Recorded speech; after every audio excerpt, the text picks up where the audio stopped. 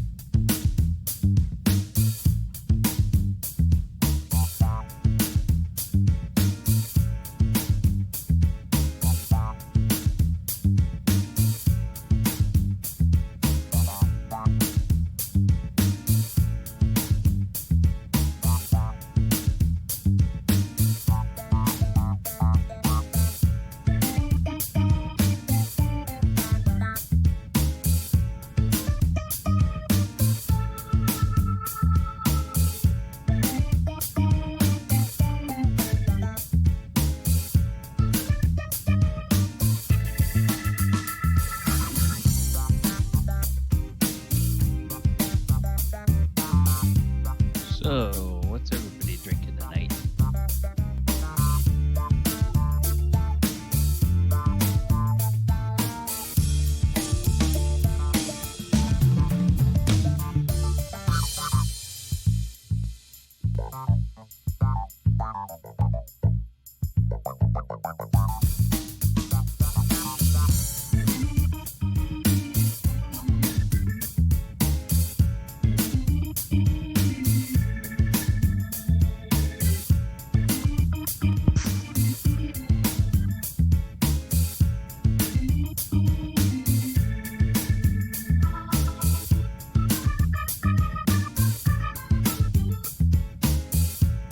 Testing 1, 2, 1, 2, 3.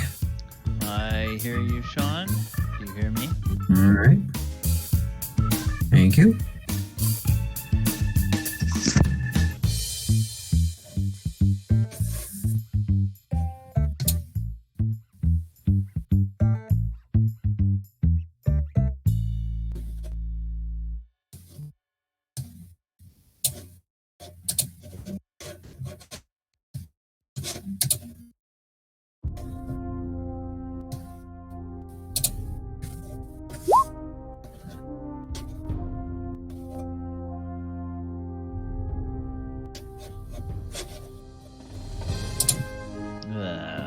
Discord restarts.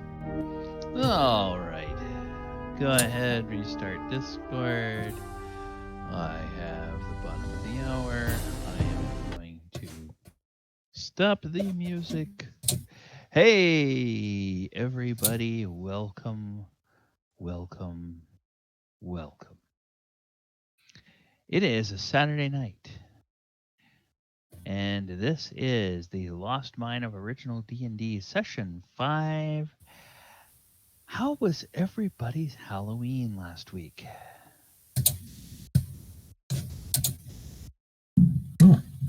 Better than I thought. We ended up having about half of last year, but it was more than I thought we'd have, so it was good. Oh, wow. We had absolutely 0 kids in my neighborhood. None. Nobody came out. Now, I don't know whether there was any local ordinance or guidelines issued by the city on trick-or-treating. I know that they have, as of April, every business in the city has a, no mask, no service sign up on it. And, for the most part, everybody's been observing that. But I don't know what they've done. I know that all of the haunted houses and everything haven't been happening. So that's all been curtailed. But yeah, as far as actual guidelines from the city, I don't know whether it was that, or I don't know whether it was just parents deciding, you know what, we're just gonna skip all that for this year. But too bad that the kids weren't able to do that, but it did mean that I was able to watch some sports without being interrupted by people knocking on the door. So there's always that benefit. And today I thought was going to be a nice day full of, or devoid of, any kind of seasonal stuff. But it seems like they just cannot wait. As soon as the end of one season starts, I walked in somewhere and already there's the Christmas music going. It's like, oh, Yep. Come on. Can't we just have a few days between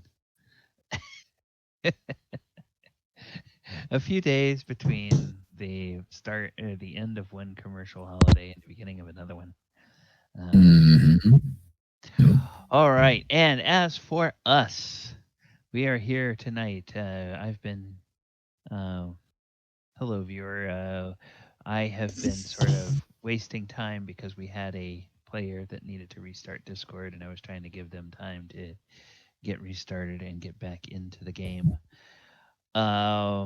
We are here for the Lost Mine of Original D&D.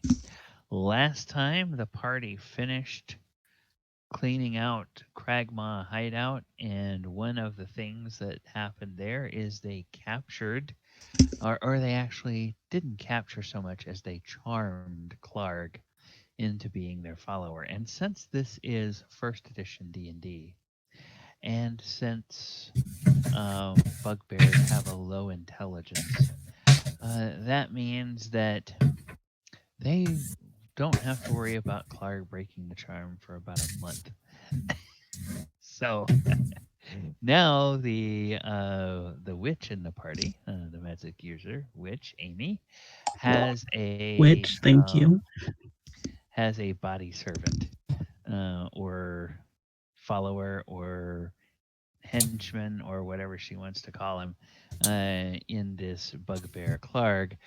But the party has been extremely clever because they have allowed Clark to think that they are helping him to put together an army so that he can become the Lord of Cragmont Castle. So it's kind of a weird thing they have going on. Um, Clark isn't the brightest bulb in the tree, so he doesn't really realize he's been charmed, and he thinks that all these nice humans now and are going to help him, take what he sees as rightfully his. So we'll just have to see how that goes. Meanwhile, they are in the town of Sealsey, where they have brought all the loot they got from the enemies they killed and all of the stuff that was destined for the Lion Shield Coster from Cragmaw Hideout. And I don't even know if they made it as far as the inn last week or if we just ended when they got into town. So let us go ahead.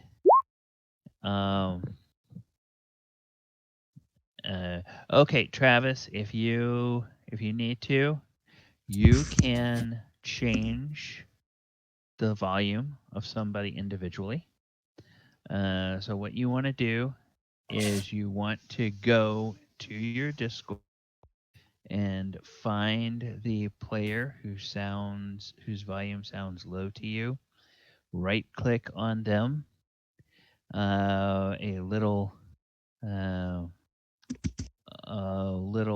menu will come up, and one of the items on it is user volume, and you can slide voice that settings. right. You're maxed out, but for some reason the players are coming through extremely loud, and I can barely hear you.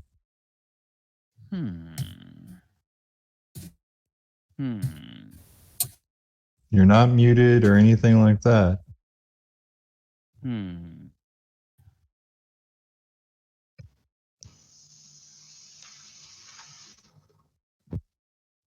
Okay, now try something.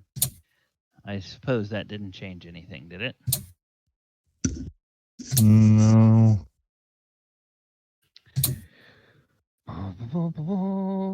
Okay. Where the heck is this?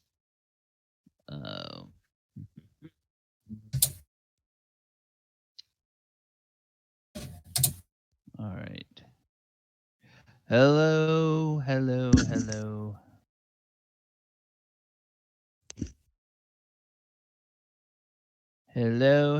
I'm testing. See if anything. I don't get it. Gallibond sounds like he's at the other end of a dormitory, and then when Amira or Tomas talk, they're right next to me. Okay, let me try this. Did something change there?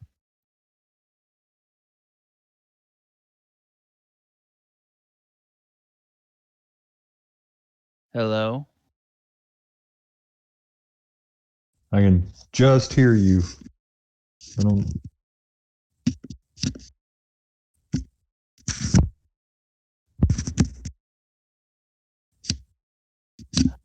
Okay, any changes? Anything? Not really. Just.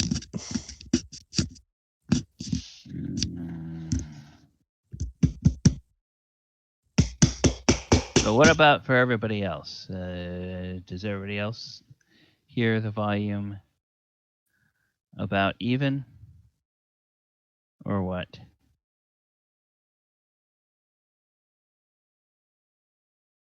I can hear you, so.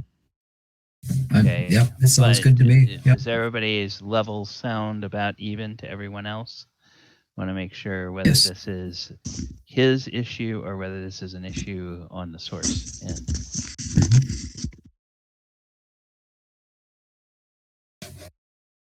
Okay. Sounds good to me. Amira, does everybody sound about even to you? Yes or no? Yes. Okay. Travis, does everybody sound about even to you? Yes or no?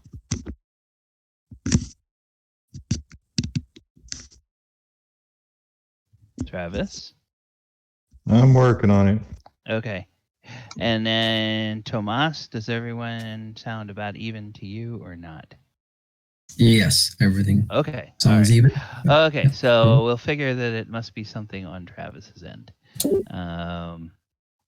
Okay. All right. But thank you, Travis, for letting us know. Yeah, so I think that works a little bit better. I jumped out of the call and back into it, and it seems, Okay. All right. I don't know. I can hear enough to participate, I believe. Okay. All right. Well, it's good to double check these things just to make sure that we don't have some wacko things going on, because there's been some updates in the last week to both Roll20 and Discord, and it's not unheard of for those updates to play havoc with people's settings. So I just want to make sure that everything is going all right. So the question remains, you guys are back in town, and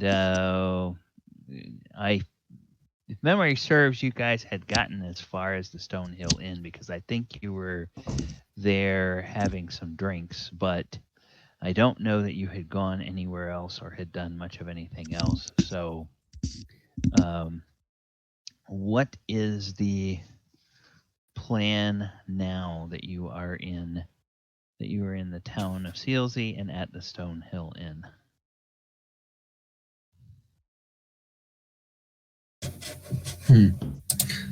I think I was on the way back to bond with that wolf.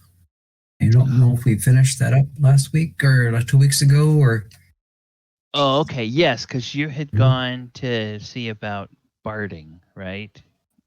For see about getting armor for the wolf. right? Am I remembering that correctly? Yep. Okay. All right. And then you were heading back to the town. Sildar Hallwetter, he was going to stay at the inn there in town.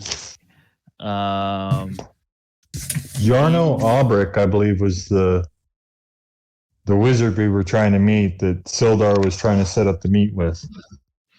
Yes, he was. So, I think he had mentioned something to Toblin Stonehill, and Toblin had said that he had not heard anything from Yarno in a bit. So let's go ahead and let me jump back over to the camp as you are heading back to try to bond with Ripper. And somebody has an open mic and there's a lot of noise going on in the background, so can you please mute while that is going on? Sounds like a lot of doors opening and closing, banging and bumping around. All right, so back at your camp, you will see Clark, you'll see the men-at-arms who have stayed behind, and you'll see anybody else who has stayed back at the camp as well. And of course there is Ripper, and Ripper seems to be happily gnawing on a bone of some sort of animal that they have prepared, and most of the rest of the carcass is being cooked over a fire right now, while the wolf is happily gnawing on that. So, what would you like to do? Well, I'd like to go over, and I think we had to take some measurements or something to finish out the armor or the saddle. Yep. So I'm gonna go over and approach slow, and I think I'll offer him a treat. I think I might have something in my pocket or my backpack or something, and then see if I can't get him to see what his reaction is. Yeah, as you approach, he looks up at you, and his nose sniffs, and he kind of recognizes your scent, and his ears sort of perk up a little bit, and you will see that he has come on here. You notice that he is finished basically with the bone, and it's just kind of, there's not a whole lot of meat left on it. And you do, in fact, of course, have the have some treats there, and I think you actually gave him some before. So I believe in your case, let me take a quick look here at your character sheet. Tomas. Let's see what we had decided you were going to have for this. Okay, so all right, come on. What did you do? You went over here, dumb thing. All right. Boo. Other character, general skills. All right.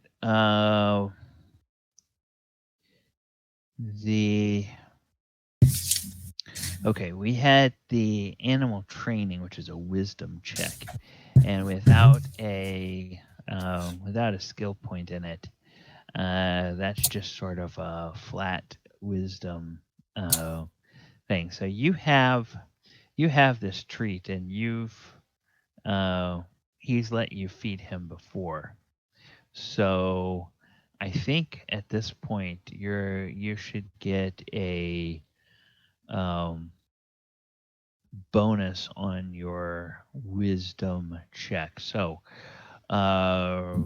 you can go to your character sheet and go to your abilities tab there, and click on wisdom, and you're looking for your wisdom +1 or better, because you're going to get a +1 bonus on the roll, which means that you have an extra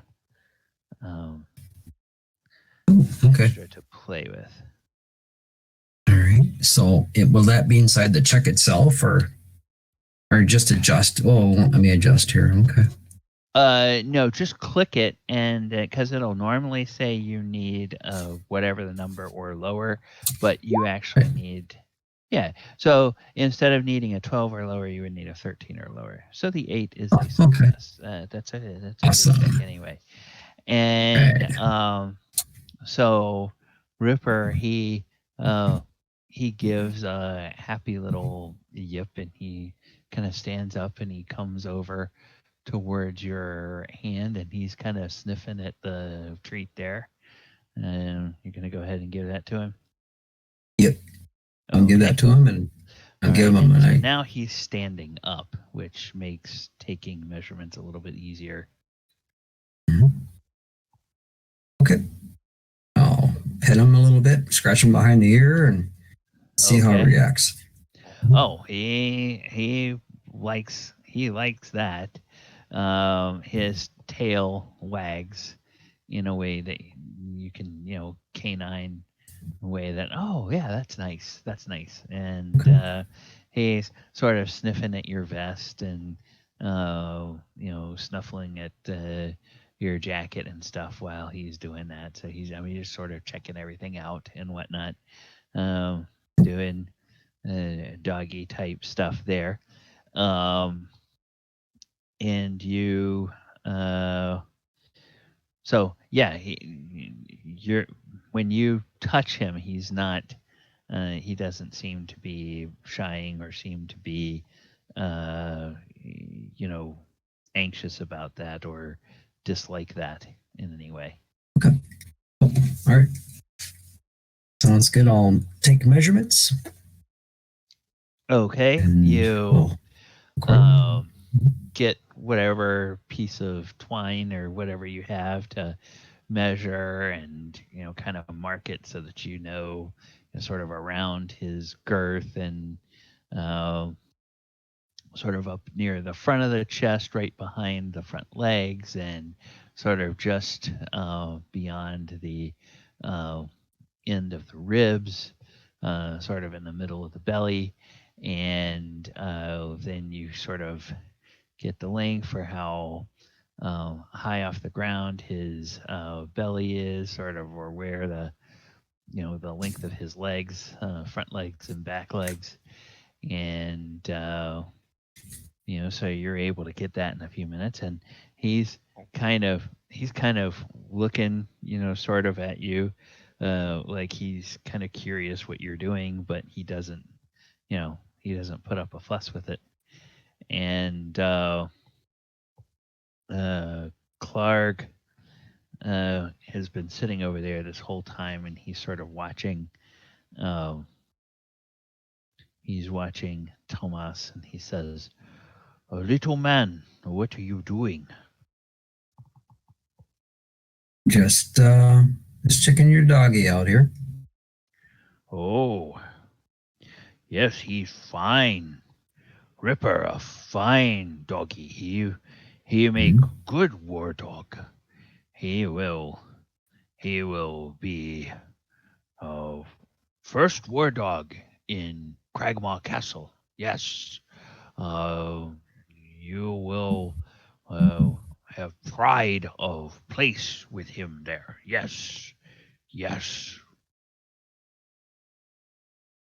Yes, he will. Yes, he definitely will.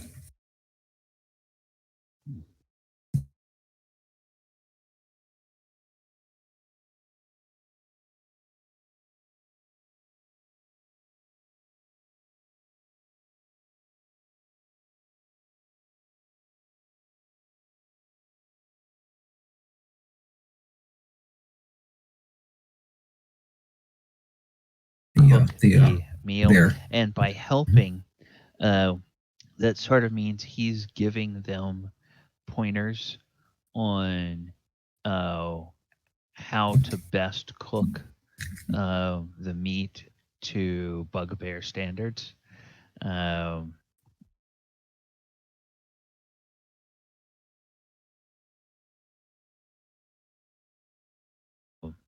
The meat still needs to have plenty of blood in it, so they shouldn't overcook it. And that if they find any,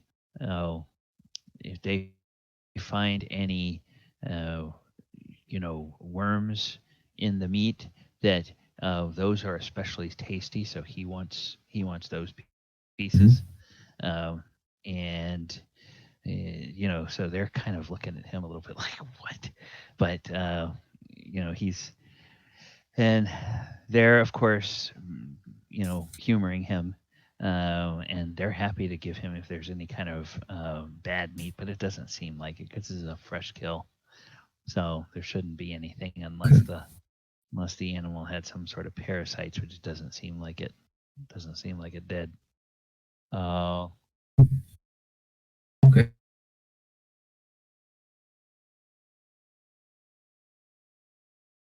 All right. Yeah. All right. That's all I'm going to do with the measurements. We'll So is everybody at the camp with me then, or? Well, I think a couple of people had been in town, but let me double check so we know what Tomas has done. Amira, where is Amy at this time? Would she be in the town at the Stonehill Inn, or would she have stayed back at the camp? Most likely at the inn. Okay. All right. So she's there at the inn, and let's see.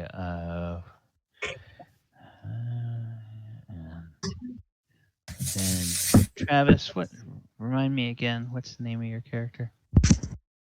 The character's name is Theolis. I am still dealing with some audio issues here. Okay. All right. So, all right. So let's concentrate on Amy for now, while Travis is working through that. And Travis, I think there's a lot of crunching going on and stuff. So while you're working on that mic issue, if you can mute. Okay. So Amy, you're at the Stonehill Inn. What would you like to do there? You've been having a drink, I guess. Sildar has kind of gone upstairs. I think Z was playing last time, so Z's probably still hanging out there at the inn as well. But he's just not in the scene right now. I am plotting. There's only one thing I want, and I'm trying to think of the best way to do it. So obviously I'm just drinking.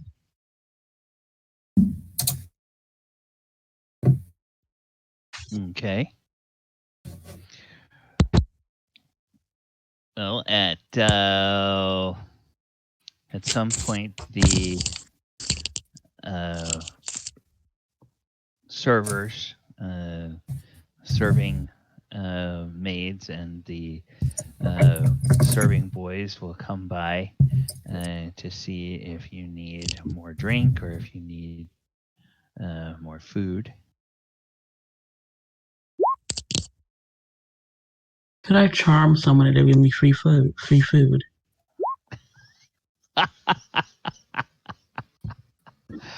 Charm someone into giving you free food. Okay. The answer is this is D&D, so you can always try.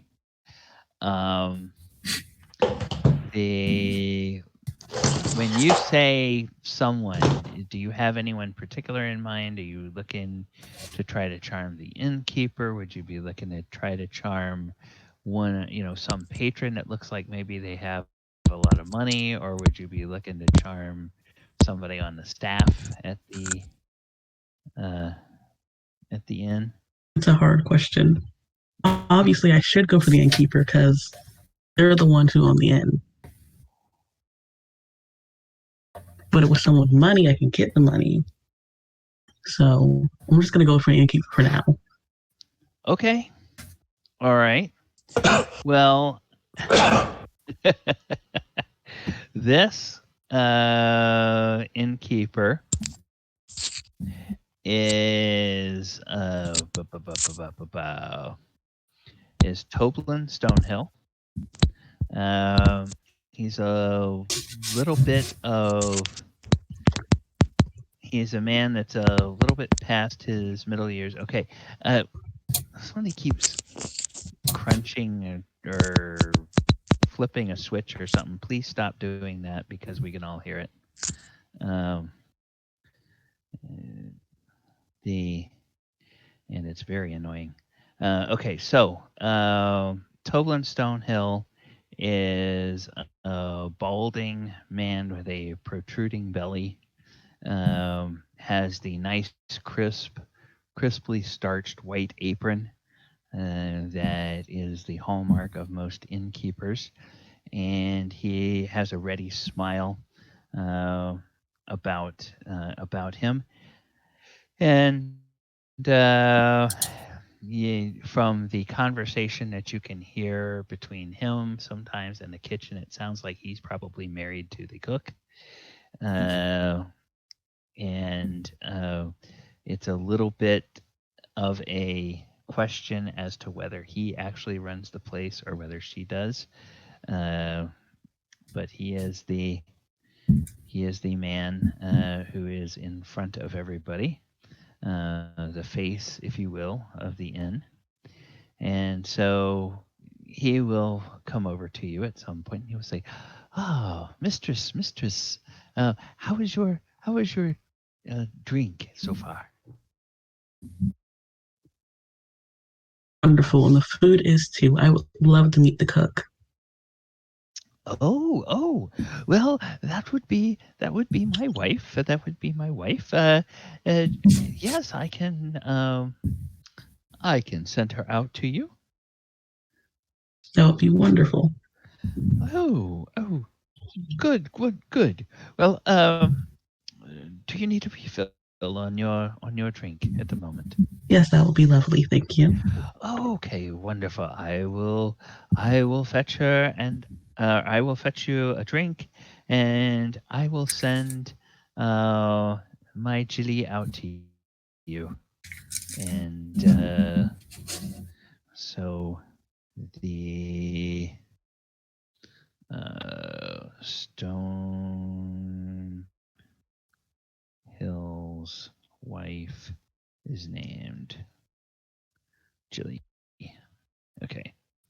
So a few minutes later, the door from the kitchen opens, and a woman who is about of an age with Toblin and is a few inches taller and about a half a foot wider than Toblin is.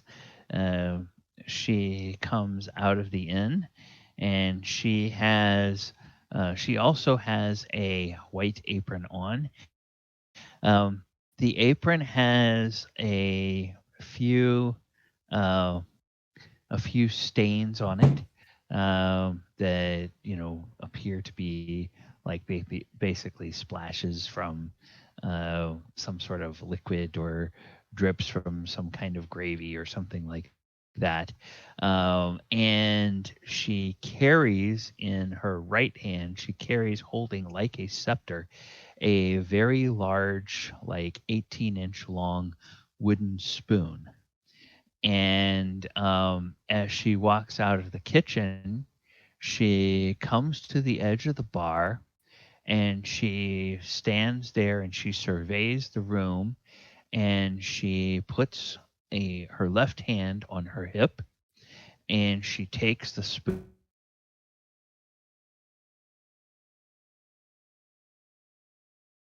serving maids, and she sort of glowers at the girl, and she uses the spoon to point at a table, and then back at the girl, and over at the table, and back at the girl, and then she just sort of squints her eyes at the serving maid, and the serving maid just scurries over to that table. And then she looks around and she sees one of the serving boys, and she waggles her spoon towards him, and she indicates another table and gives him a glare, and he hops to it and he runs over to that table. And then she looks around and she gives a little sort of satisfied nod of the head, and then she puts a winning smile on, and she trundles over towards where you are, and she says, "Ah, mistress, my husband said that you would like to speak with the cook. Is everything to your satisfaction?" Yes, everything is absolutely lovely. And you're going to try to charm a person. Okay. Wonderful. Okay, so let me do this.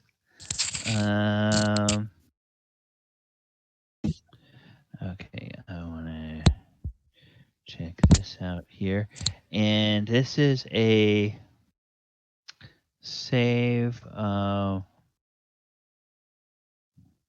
First is spells, right? So let's just see what we have. Okay, so that's just a flat. That's a flat save, which means okay. And she. Now I have to look something up here. To look up for first edition what happens in this case. So spells. Nope. Spells.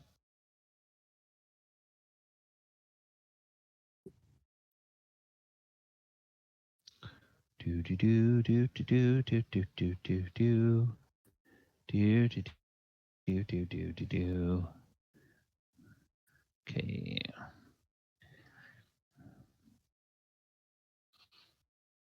All right. In this edition,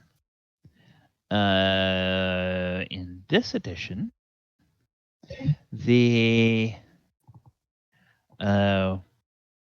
if the person who is the target of the spell succeeds in the saving throw, it simply has no effect.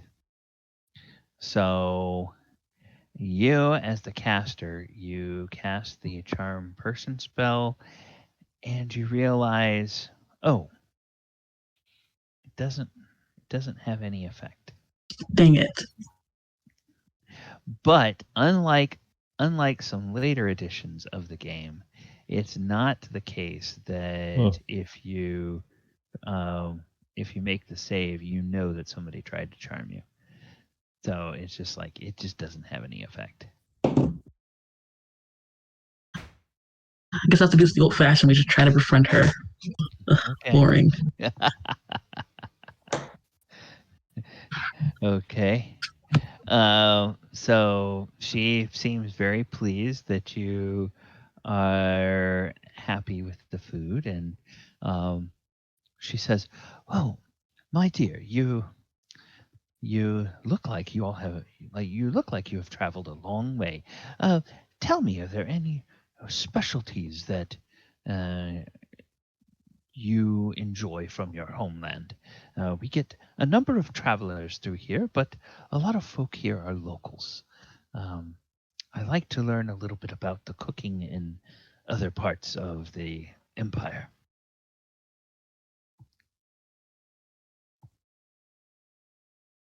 That is a curveball I was not expecting.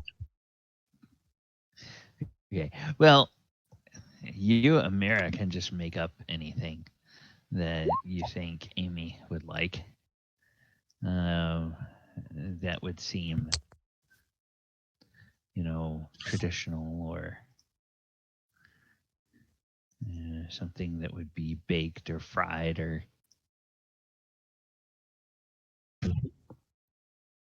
All right. So the only one thing I can think of that sounds like it could belong in D&D. Okay. Where I'm from, we used to have this bread that looked like it was braided like hair. Oh, a bread.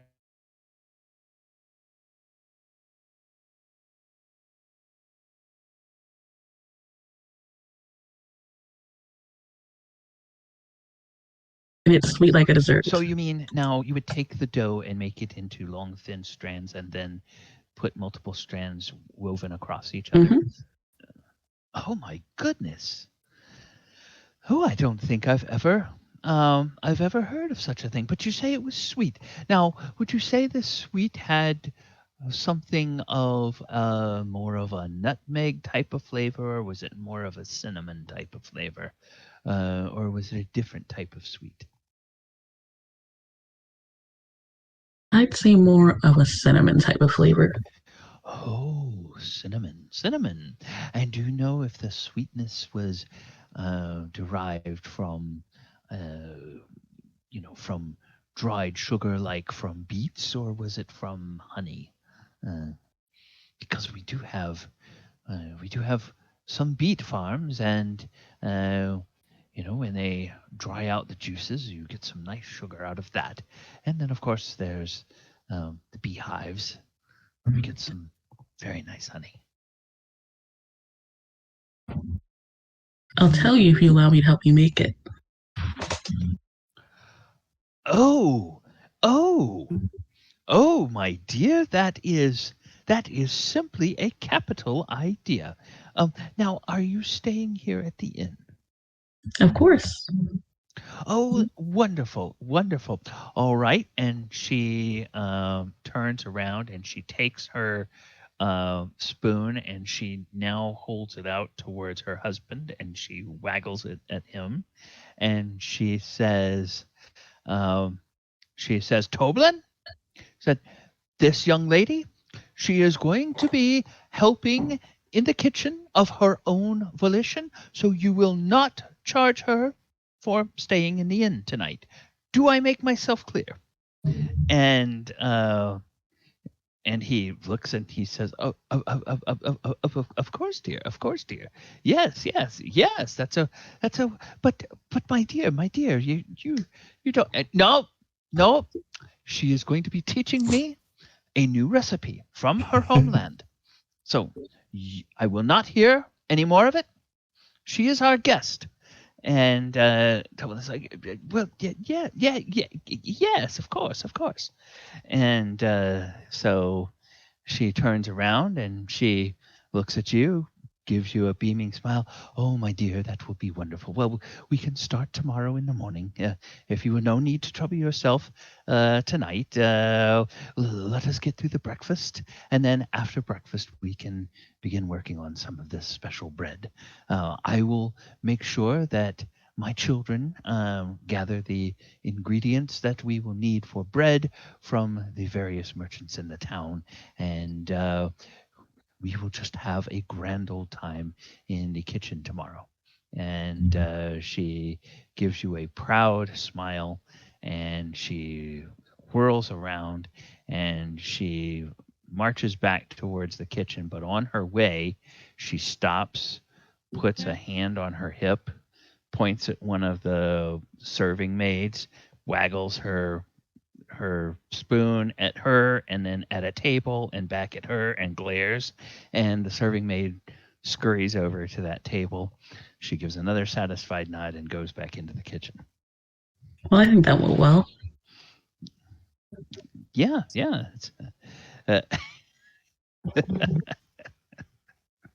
That's probably about as well as it could go. So you all are there now. Let's see. For Theolis, did you get everything straightened out on the sound end, or what you were needing to work on? I don't know. Can you guys hear me now? Oh yeah. We can hear you. Fine. Clear as day.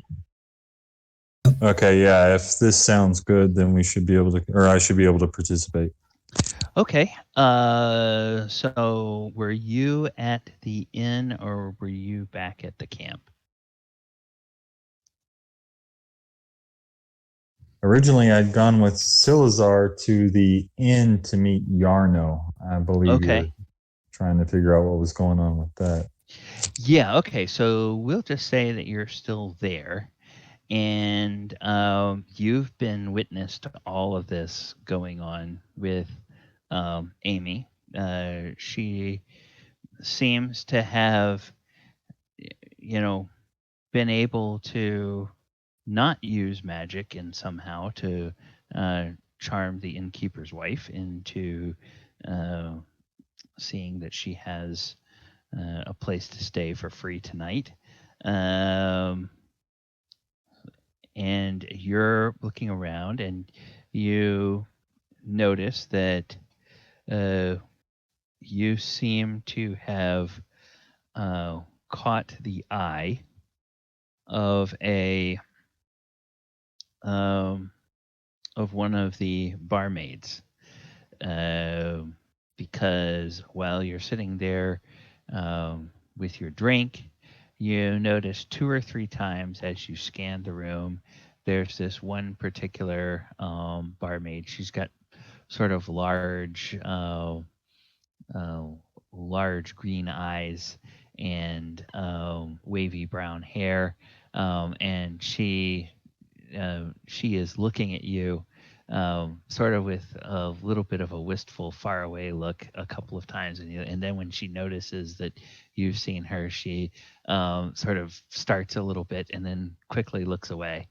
But you notice that a couple of times, and she's one of the serving maids that the innkeeper's wife was directing with her spoon at one point to go check on tables somewhere, instead of sitting around mooning over the fighter that walked into the bar. And so you notice a table over there that has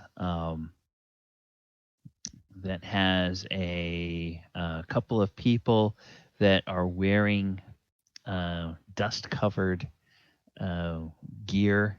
They've got tall boots that are covered with dust, and they look like they're wearing some protective gear. Then you notice some other tables where clearly it looks like people that are farmers are there. And there's a man and a woman who are probably a married couple sitting at one of the tables over there having some ale. And then from time to time, you see a boy that looks too young to be a serving boy, but he kind of seems to be in charge of running to the tables after people leave and grabbing the plates and running them back into the kitchen. And he bears a little bit of a resemblance to the innkeeper, but he's probably 5 or 6.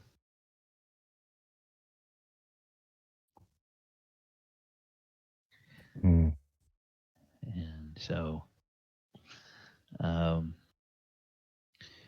you can talk to any of those people or try to catch anybody's attention or whatever.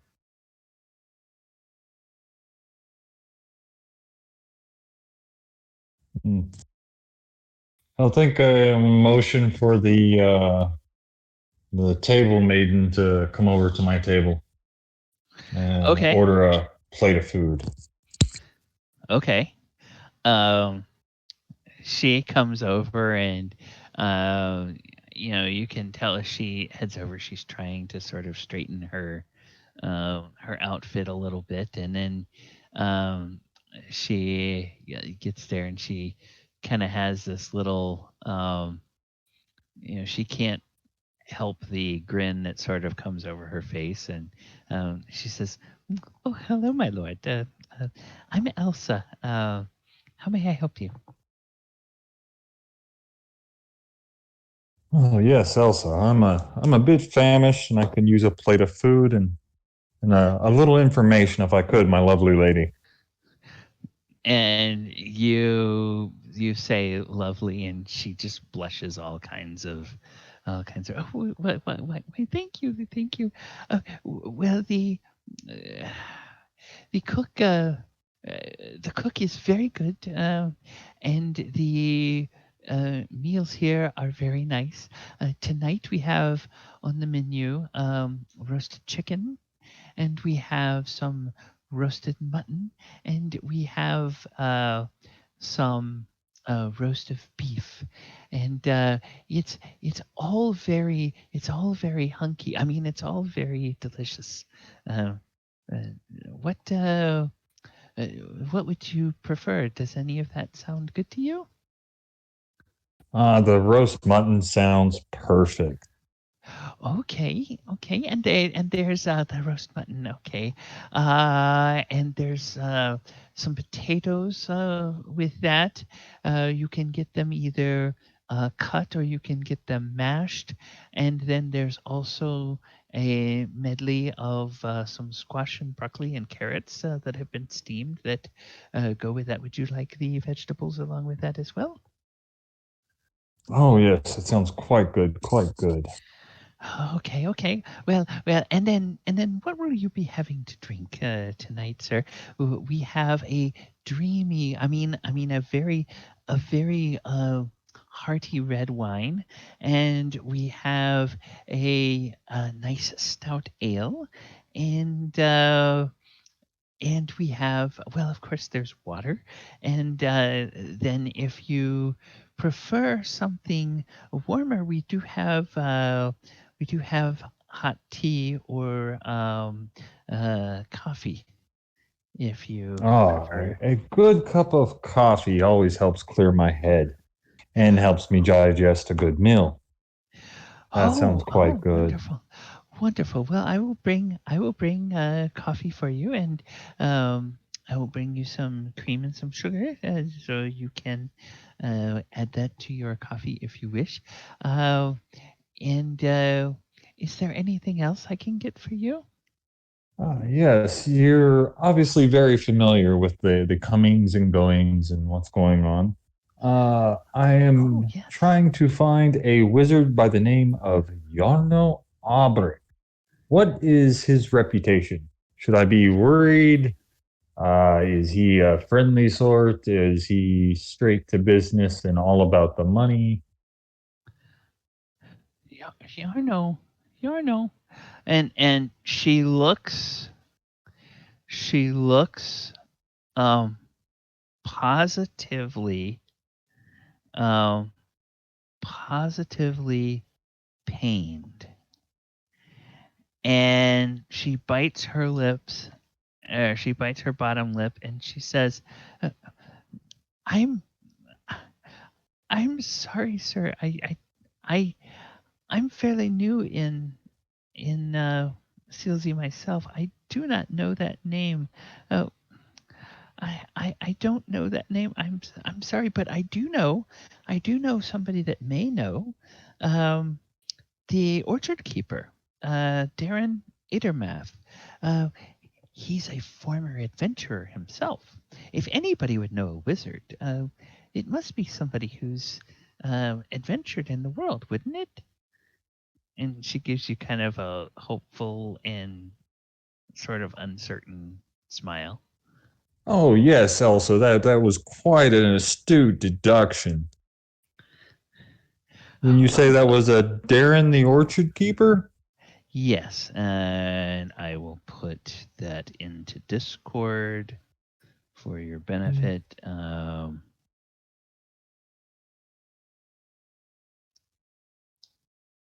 Okay.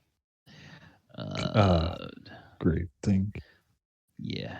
Yes, thank you very much, Elsa. That was quite good. If you could just bring the meal, it would be quite good. Okay. Thank you. Have a drink. A wonderful stay. Okay. And she kind of gives you a smile, and she starts to walk off, and then she almost trips on the leg of somebody else's chair because she's kind of still looking at you while she's walking away, and then she sort of snaps out of it, and she gets very embarrassed, and she scurries off towards the bar.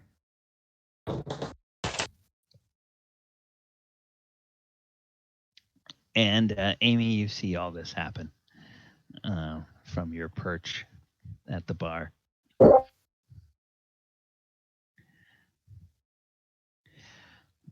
And Tomas, let's go back to the camp. It was getting close to dusk when you guys got here, and you all are maybe half a mile from the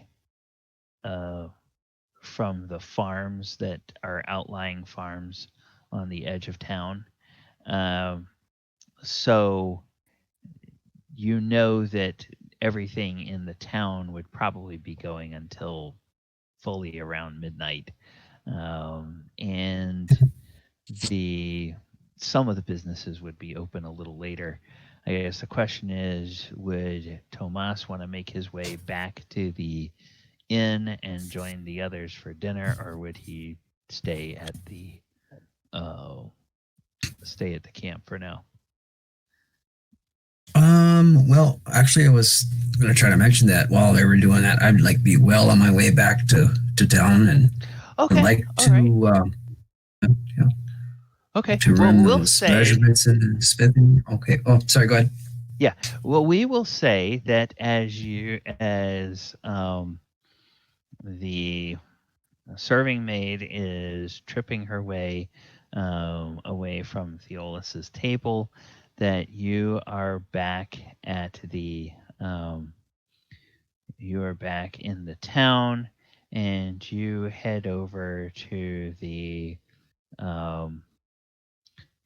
leather worker, and he is not quite completely closed up, and he says, "Oh, Master Tomas, you're back." Yes, good evening, sir. I have made these measurements like you requested, and I would like to drop these off and well, swift work, my boy. Oh, yes, I'm very interested. I want to try to see if we can make this bond work with this wolf, and so far so good. So well, it's a good thing that you have been able to get the measurements. And let me count: 1, 2, 3, 4, 5, 6, 7, 8, 9. Yes, it looks like you still have all of your fingers on both of your arms. So it seems that's to be a going good well sign. so far. Yes. All right, very well. Well, I shall get to work on this first thing in the morning. If you are not familiar with our lovely town, I can recommend Stonehill Inn. It has some of the best meals in town, and many nights they do have performances by local and traveling bards that are there.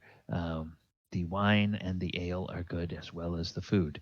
Now, don't let anybody hear you say that I told you this.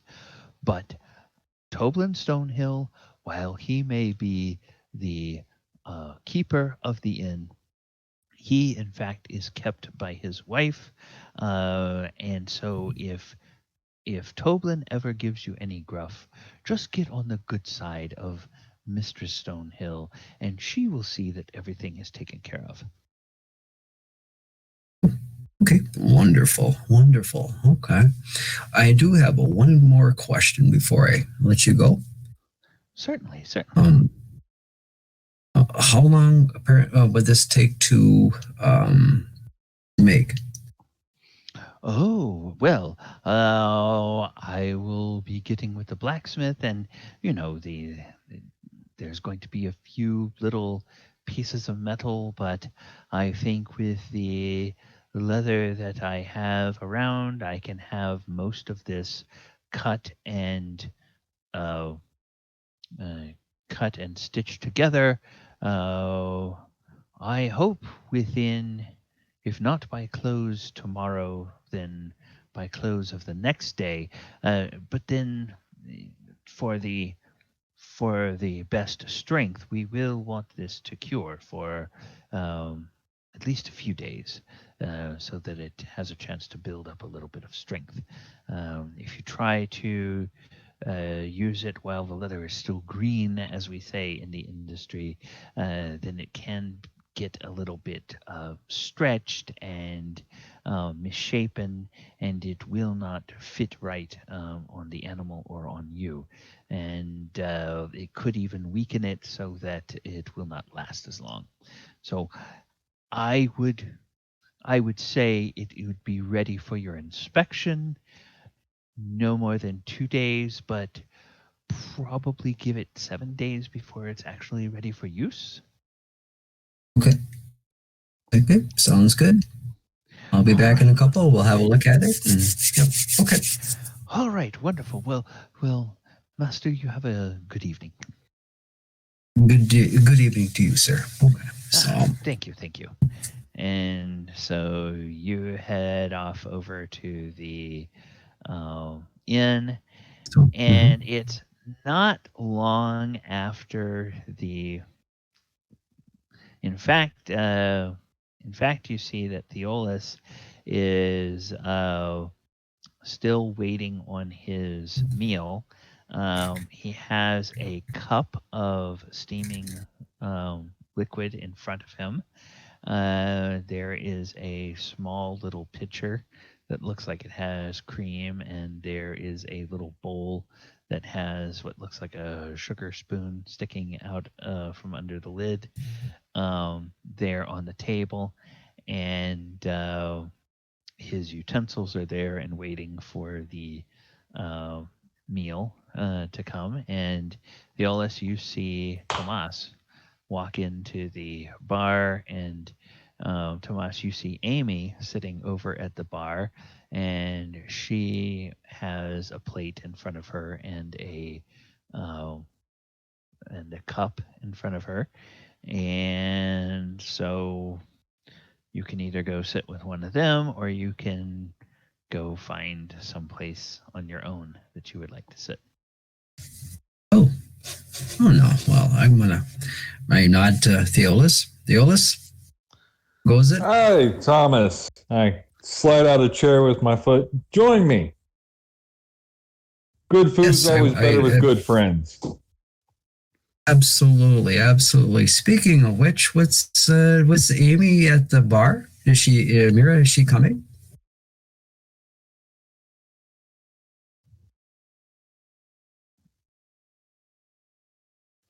Oh, Amy, that was to or Amira, I guess that's to you. Were you going to sit at the bar, or were you going to join the others at a table? I've already accomplished my goals. So I guess I'll go sit with them. Oh, okay. All right.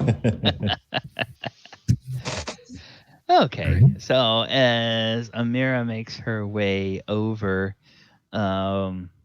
you all notice that there are a trio of musicians that clamber up onto a little stage off in the corner. It's a little performance area. One of them has a lute. One of them has a little fife. And then the third one has a little hand drum with a little looks like a little bone that he is going to use to play the hand drum. And the fife player plays a little note, and the lute player tunes a couple of strings, and then they launch into a happy little jig. And the people who are in here who are regulars, they start clapping time with the music, and people start stomping their feet in time with the music. And then after the music goes on for a little bit, the person with the drum actually starts to sing. And it's a man, and he sings in kind of a contralto, sort of falsetto voice, a little bit higher than you would expect to hear from someone of his size. He's like a big barrel-chested guy, and stands taller than the other two musicians, but his voice just sort of floats out up there. And they're playing along, and people that know the song start singing the words along with them, and it seems like a happy tune. So that's sort of the backdrop to your conversation. Cool. All right. Well, I would like to order Theolis. What are you having?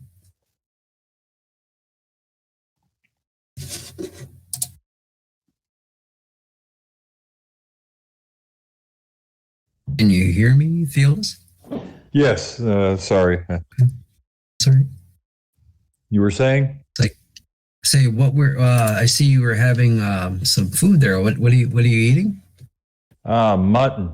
Definitely suggest the mutton, and she knows how to cook a potato. Let me tell you what. Oh, all right. So I'd like to beckon the serving wench over, and The lady's name is Elsa. Be a little Elsa? nice to her. Okay. I'm sure she'll make sure your picture's a little taller than usual. Oh, okay. Yes, Elsa. Elsa comes out, and well, there's no such thing as a perception roll in this edition, I don't think. Let me just double check and see. I don't think we have perception here. Let me just make sure. Okay.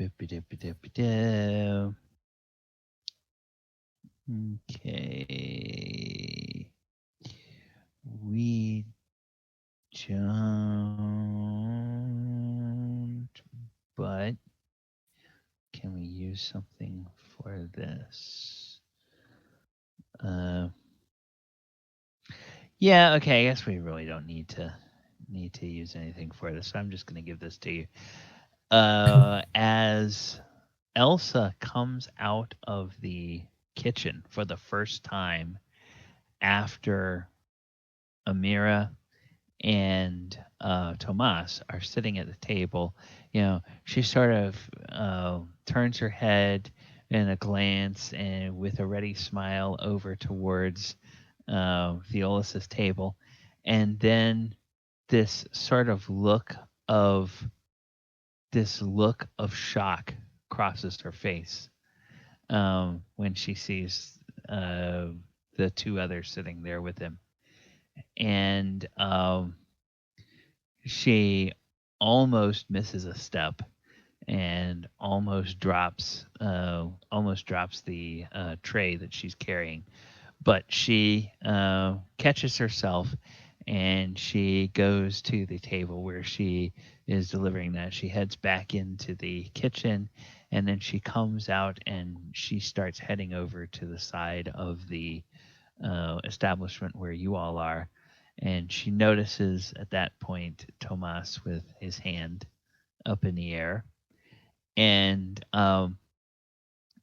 she seems to kind of put on a brave face, and she walks over and she says to Theolis, she says, "Oh, my lord, I didn't know that your wife and child were going to be joining you tonight.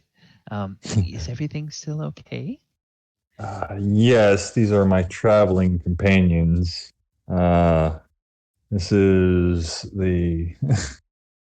this is no child. Though he is half height, he makes up for it with twice the courage of most grown men. And the lady Amira, well, one would have to be twice as brave as myself to be her husband. And she does a double take at Tomas, and she realizes that you, in fact, are not a child, and then she just kind of goes beet red, and she seems terribly embarrassed, and she says, "Oh my lord, I'm terribly sorry. I'm terribly sorry. I just saw your stature and I have no excuse." And then she turns to Amira and she gives a curtsy and she says, "My lady, please forgive me. I just presumed." If anyone should be sorry, it should be the one who introduced me because I am a witch. I could have anyone. Thank you very much. And I want an army first. And her eyes just sort of go wide, and she says, "A witch? You command the powers of magic, my lady?" Of course. And she just seems gobsmacked. And then, she sort of stands there stunned a little bit, and then she notices that Tomas is kind of waving at her, and she snaps out of it, and she looks, my lord, what can I get for you, sir?" Well, first of all, just take a deep breath, relax, and this sort of thing happens actually more often than not. And I get mistaken, so witch. Thank you. It's not a big deal, and I thank Theolis for his nice comment there. And I would like to have what he's having, and a nice big mug of. It doesn't have to be halfling size of stout ale. That would be perfect. "Oh, a stout ale for the gentleman, and another mutton. And for you, my lady, may I bring you anything?"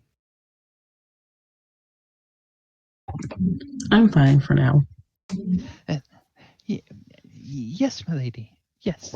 And may I say, you all look wonderfully brave and courageous. And she then looks at Theolis and she gives him a little smile, and then she goes back off towards the kitchen, and this time, as she's getting close to the bar, the cook comes out of the kitchen, and she has her hands on her hips as usual, and she waggles her spoon at Elsa, and she points at another table, and she just glares at Elsa, and Elsa just sort of jumps and runs off over to the to that table, and your food comes and whatnot, and your ale comes, and inevitably you get to a point in the evening where one of you has finished your food, and before Elsa can show up, this boy that you guys had seen, he comes running over to the table, and he says, "Mister, are you done with your plate?" And he's looking at Theolis. "Oh, yes, my lad. Here, thank you." "Oh, okay. So the I heard Elsa say to one of the serving maids in the kitchen that you're looking for the wizard." "Aye, I am, boy, I am." "Oh, well, I I don't know the wizard, but I bet I know where he is. My friend, Carp. He belongs to Quellen Alderleaf. Says that's her son. And Carp told me that he found a secret tunnel in the woods. But those red brands almost caught him. I bet you those red brands work for the wizard. And Carp, he said that he wasn't scared of them, but he sure ran away. All right, mister, I'll take your plate. And then he takes it and he runs off. Okay. Red brands and Yes. So let me. I'm just going to put the summary of what he said right here.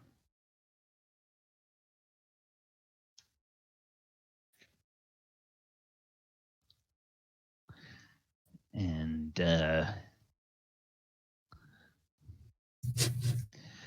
so at some point in the evening, probably after Tomas's meal has gotten there, and when after Theolis has finished his meal and the boy has taken it away, the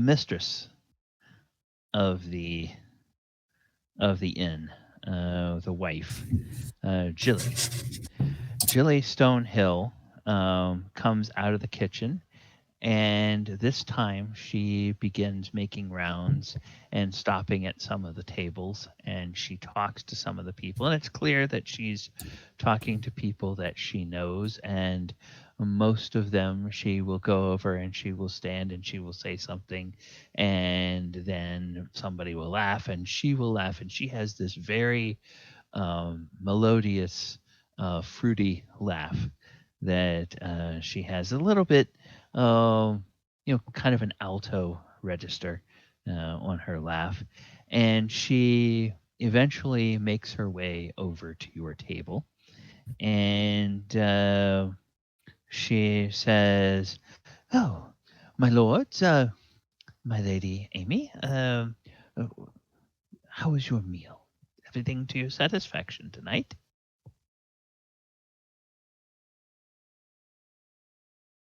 yes, the mutton was fabulous. You are a maestro in the kitchen, let me say. Oh, well, thank you. Oh, well, now you be sure to tell Toblin that you said that. I need to hear more compliments from him on my cooking. Thank you. And your friend here, she is going to be helping me to concoct a new dish, or at least new for our humble inn here. She is, from what I hear tell, she is quite the wizard when it comes to cooking. And she gives Amy a little wink, and she then bends over towards Tomas, and she says, "And you, master, do I guess correctly? You are a halfling. We don't get many of your folk here." That would be correct, madam. Ah, wonderful. And how was your mutton? It was excellent. And the brew was excellent. Oh, good. Yeah. Mm-hmm. My husband, my Toblin, is the brewer, and I think he makes a fine ale. Glad to see that you also agree. Now, do any of you play an instrument? Will you be there will be some time once the entertainment is done playing. There will be an open time for anybody that has an instrument to go and play. Do any of you play an instrument? I look over to Theolis and Amy. Not me. I could perhaps do some juggling. Oh, some juggling. Well, I'm sure if there is a break with no musicians, I'm sure that people would love to see some juggling. Just mind you, and she takes her big spoon and she sort of waggles it, not in Tomas's face, but just sort of waggles it in the air in front of her. Mind you, don't break anything. Don't juggle anything that can be broken. I so despise having crockery broken in the inn. Fair enough. And if I could get another ale, that would be excellent.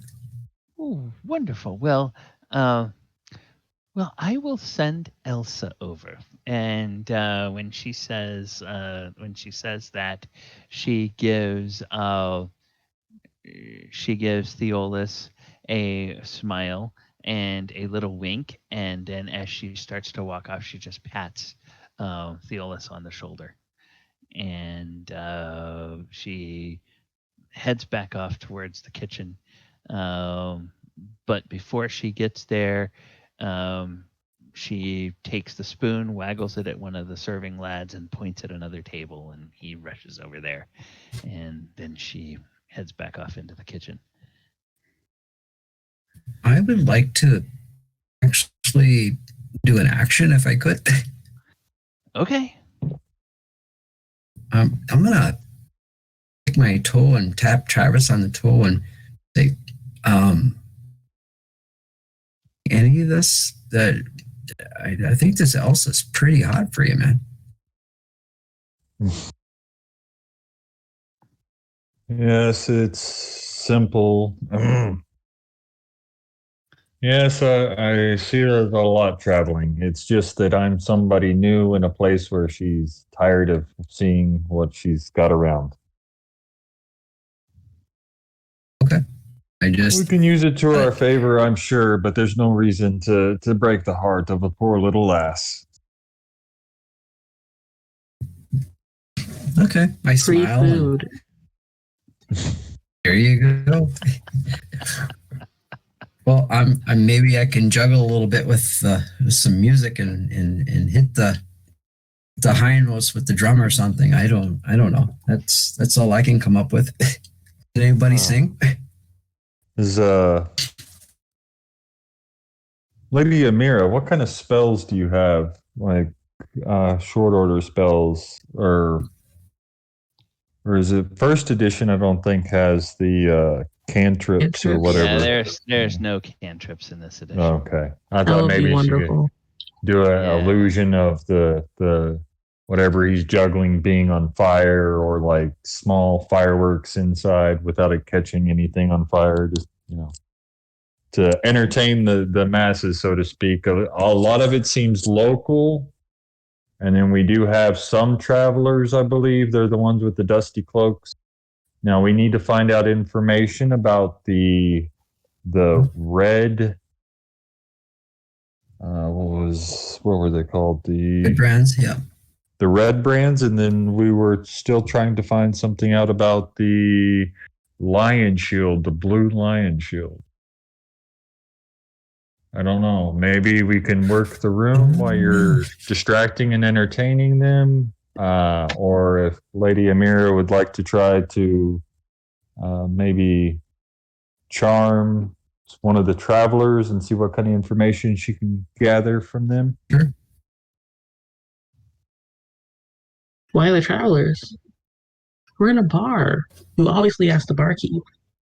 We're right. You're working with the barkeep, but we have others in here, and usually towns, everybody has a different opinion of other people, or we might be able to find out conflicting information. It's just a suggestion. I'm always happy to eat the meal and enjoy the coffee. There you go. Okay, so it sounds like we have a little bit of a plan for what people want to do. We've been going almost an hour and a half, so I think this might make a good point to take a break. When we get back from the break, we will go ahead and start in with the, using the juggling as sort of a cover for people to ask questions and talk to other folks in the inn. And then maybe after the entertainment, folks might be interested in talking to the halfling based on how well he does with his juggling. So let's go ahead and take. I have 54 after, so let's go ahead and take about 10 minutes, and we'll come back at 5 after the hour, and we will resume then. And I'm gonna put myself on mute, and then I will go ahead and throw the music on.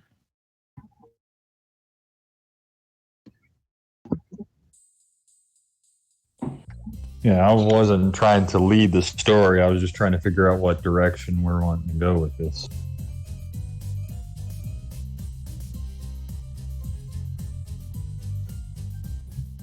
No, you're fine. I guess I didn't leave yet. Can you still hear me? Yeah. Good. Oh, that's do you guys want to do something with that secret tunnel in the woods, or do you want to ask more about the red brands and see what if we run into them, what we're up against? Right. That's the carp, the kid with the alderleaf son. We'll probably have to do that like in the technical morning. Secret tunnel. It had to be done. Yes, it did. Yeah, I love that episode. It did. The two lovers going through the tunnel. Secret tunnel. What was the chorus? Oh yeah, secret tunnel. Secret. It's Avatar, The Last Airbender. Oh, had to go I've through never seen it. Mm-hmm. That is a sin. It's good. That must be corrected. Yes, it's on Netflix right now. So if you have Netflix, definitely look it up. It's a good cartoon. Okay, I might have to check it out. All right, I'll be back in a little bit. You guys, if you just got, whatever, just fill me in. I'll be back. All right. Okay.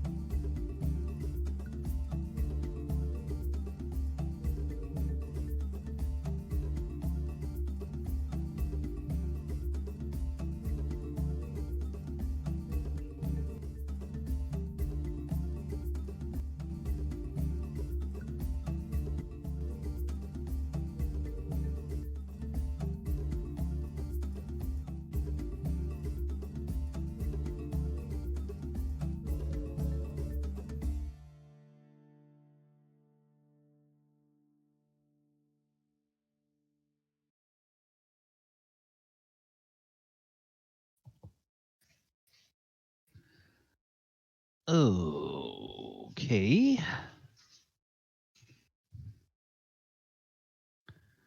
And let me go ahead and put this back on the map.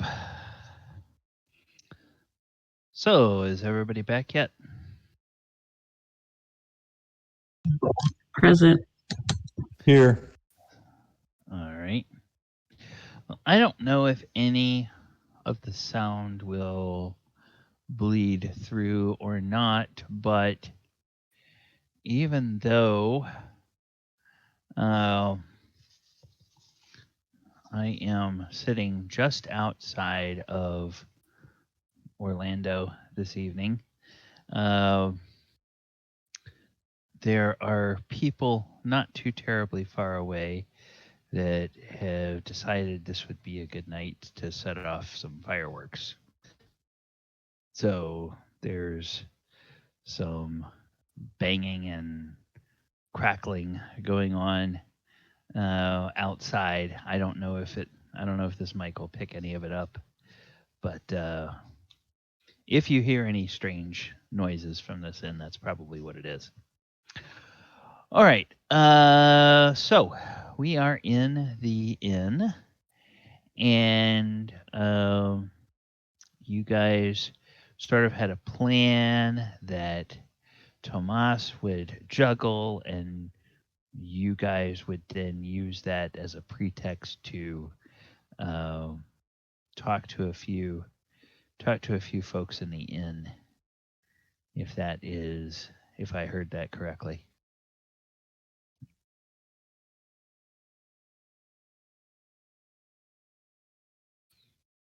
That was kind of a half-hearted plan. It's what was thrown out there to the group. Okay. Was there any further discussion of that while I was away? No, I think both the other players that are here had to take a break. So They drunkenly sang Secret Tunnel Avatar. Oh, yeah.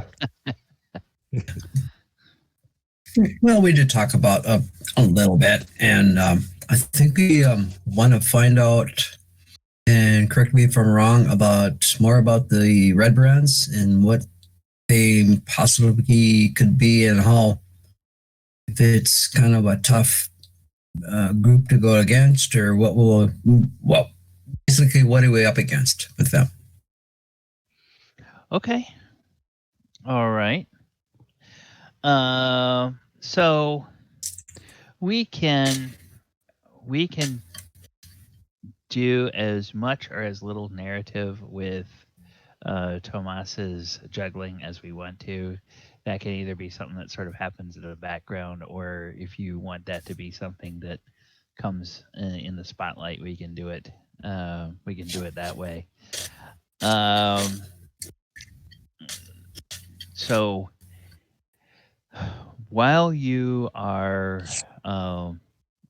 talking to folk as different things are going on, you mention red brands, and a couple of people they just sort of look a little askance, and they seem to go mum, like they're not terribly comfortable talking about red brands. And then it's not long before, actually, it's after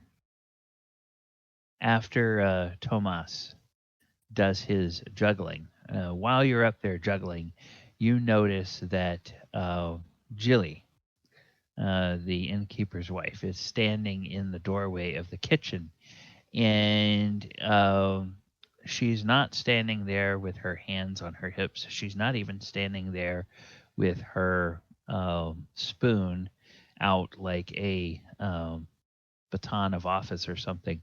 She stands there and she watches as Tomas performs, and a broad smile crosses her face, and she gives a big a big grin when he does some of the tricks with the juggling, and a couple of the musicians, they start playing, and they will,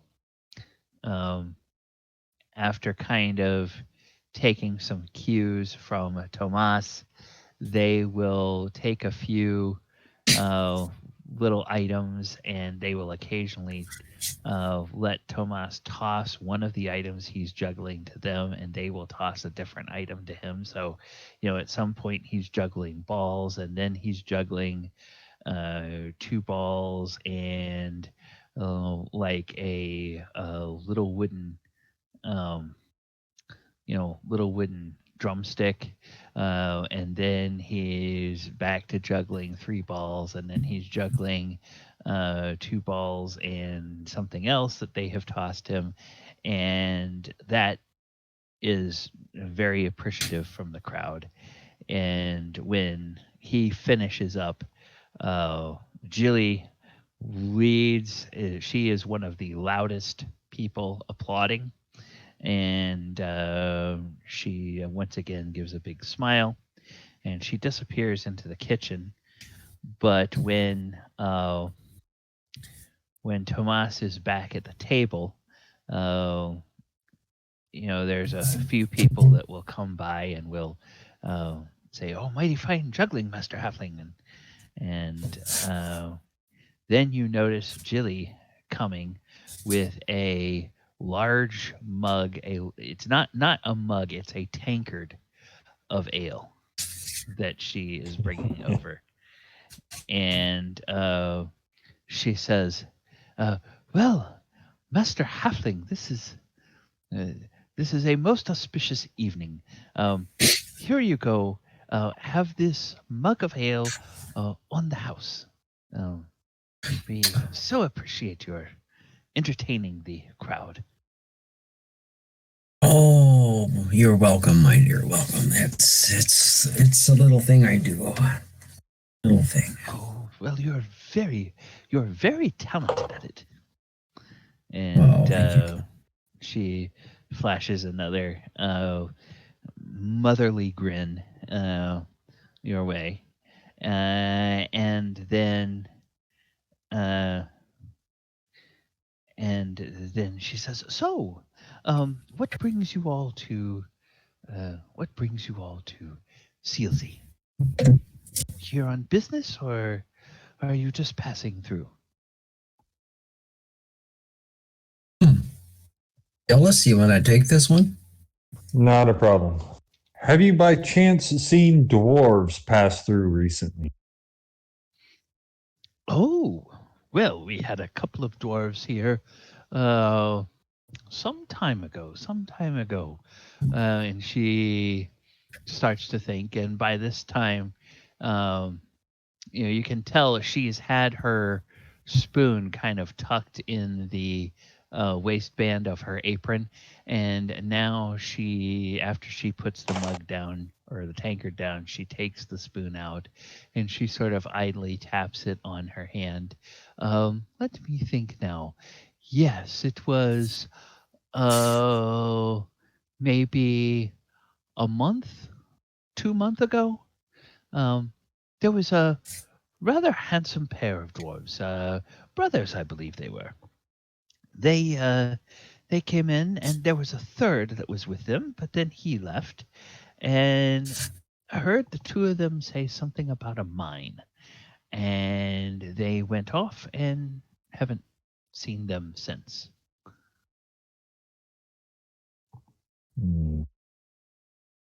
So you weren't privy to any information. You don't recall them saying where they were headed or what they may have been working on. You see, those were brothers of our employer, which we're trying to track down at the moment. So the third brother that left early, he hired you, and you came. I see.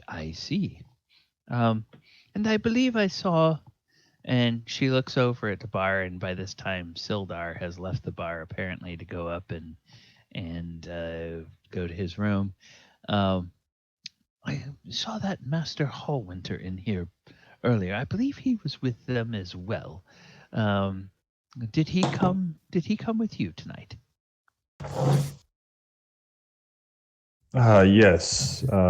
We ran into a bit of trouble, and we were able dear. to. We're able to reconnoiter our forces, so to speak. So. Well, so you all are, would you call yourselves adventurers, or would you call yourselves soldiers, or what? Because there's some trouble that CLZ could use a few stout hands with, and that good for nothing townmaster hasn't seen fit to take care of it.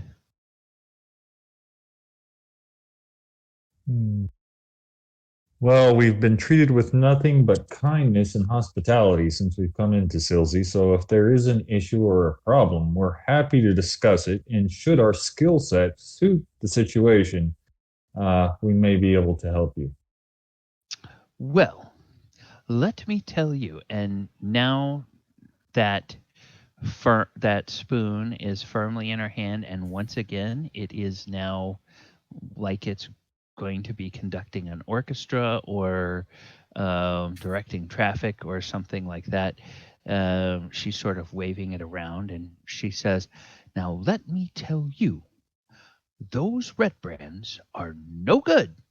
They are no good, and if what I hear is true, they are guilty of nothing less than murder." Now, Theldendrar has been a resident of this town for a long time. He's a woodcarver, and he's been one of my husband's best customers. In fact, he carved several of the signs that we have in the inn. And she sort of indicates signs, and it's things like, no rough language, and no running in the common room, and no molesting the barmaids. Different signs that are up around the place, and she sort of Free ale tomorrow. No, they don't have one of those. Now, Theldendrar, he stood up to those red brands about a week ago when they came by his shop and they leered at his wife, those ne'er-do-wells. Well, what I hear the ruffians murdered him. Several townfolk swear they saw it happen. And then the red brands grabbed Threll's body, and it has gone missing. And now Threll's wife and their children have gone missing too. He has a son and a daughter, and they're all just gone. I tell you, those red brands are behind it, and someone needs to do something about it.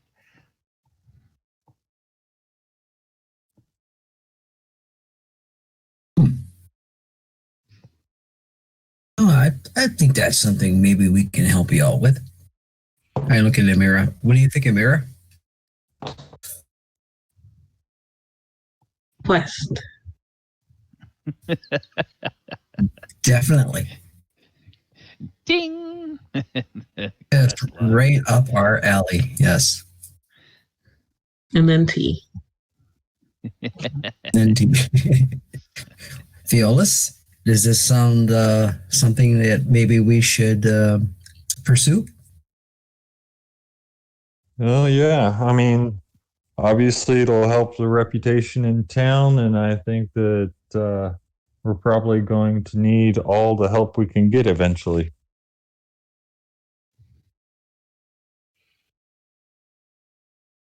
And so she says, "Well, that's wonderful. That's wonderful. Now, are you all staying here at the inn?"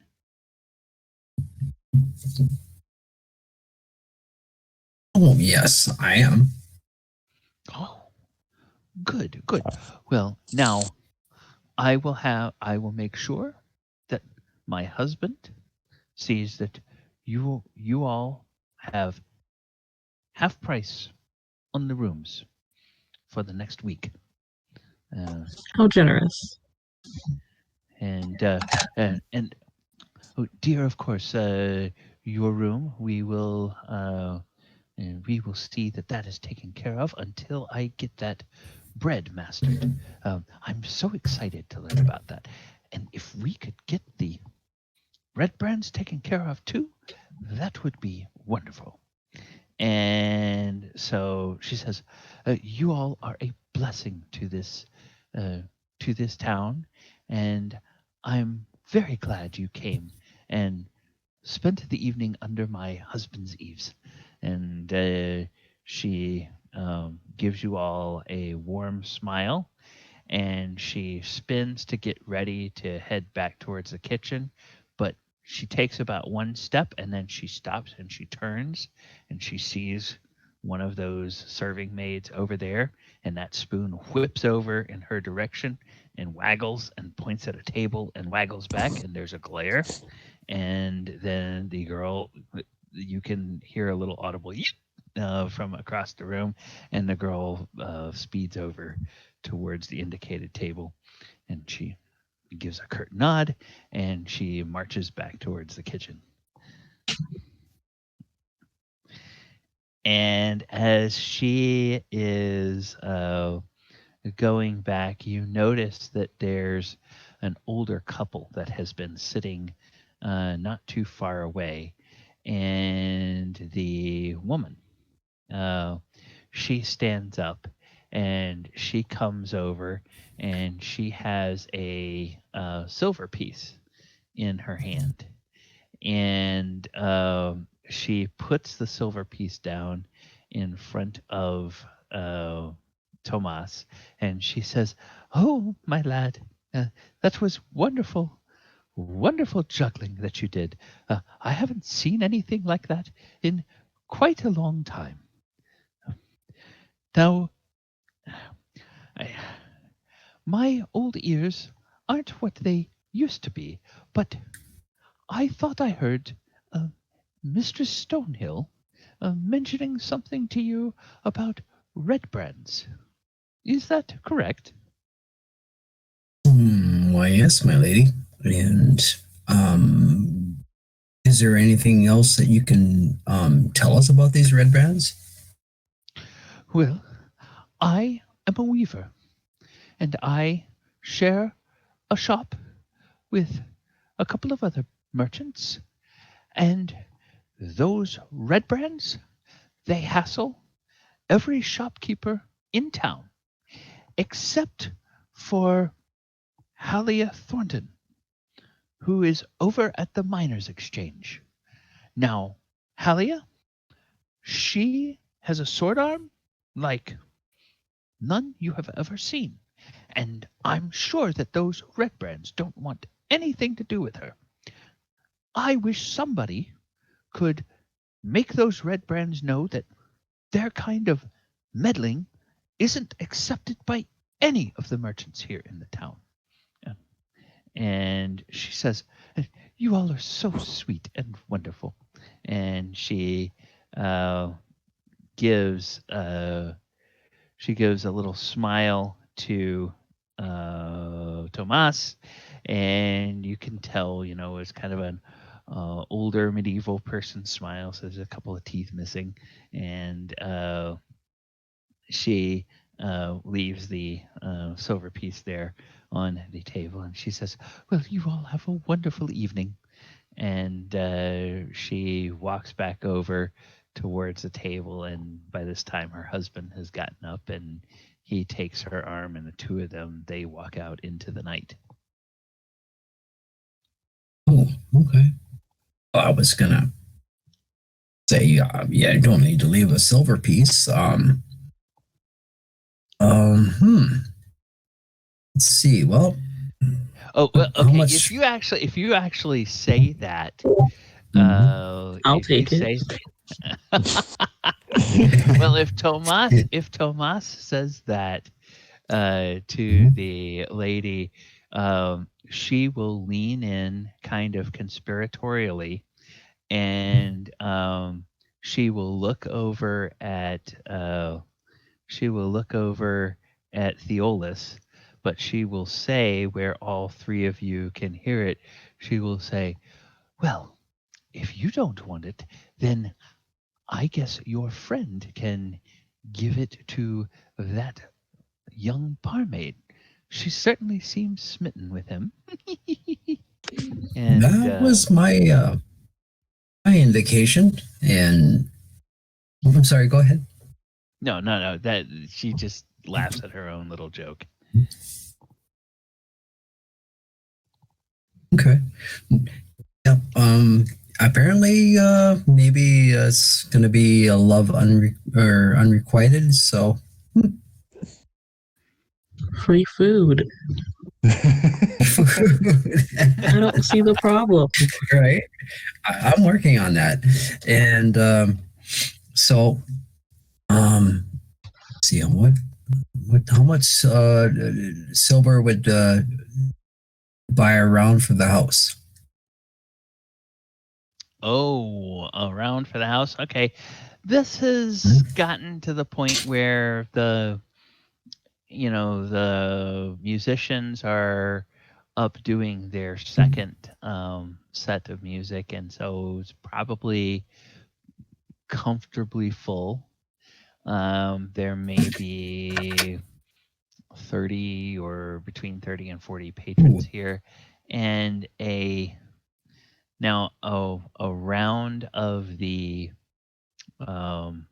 flat ale, or the small ale, which is the kind of the regular ale.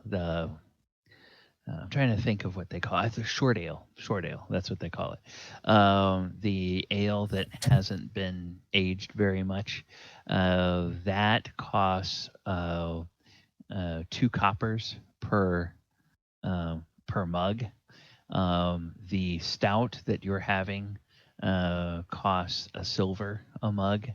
And then there's like the really special stuff that costs 2 silver for a mug. But if you want to buy a round of the short ale for everyone, then 30 or 40 copper, so maybe 3 or 4 silver to cover a round for the entire everyone in the room.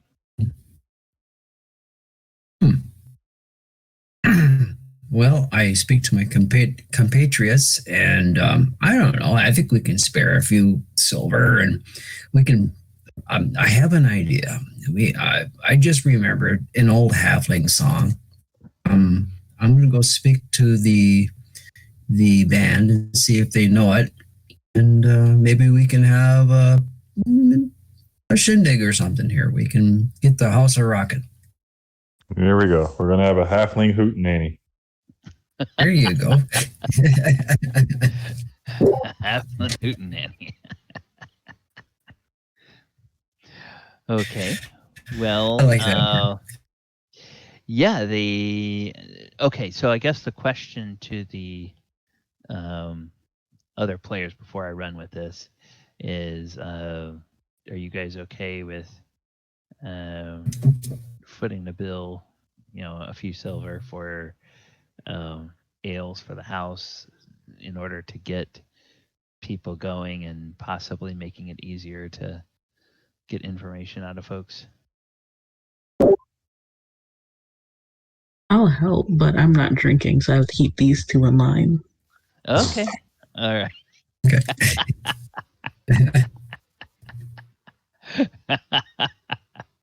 Okay.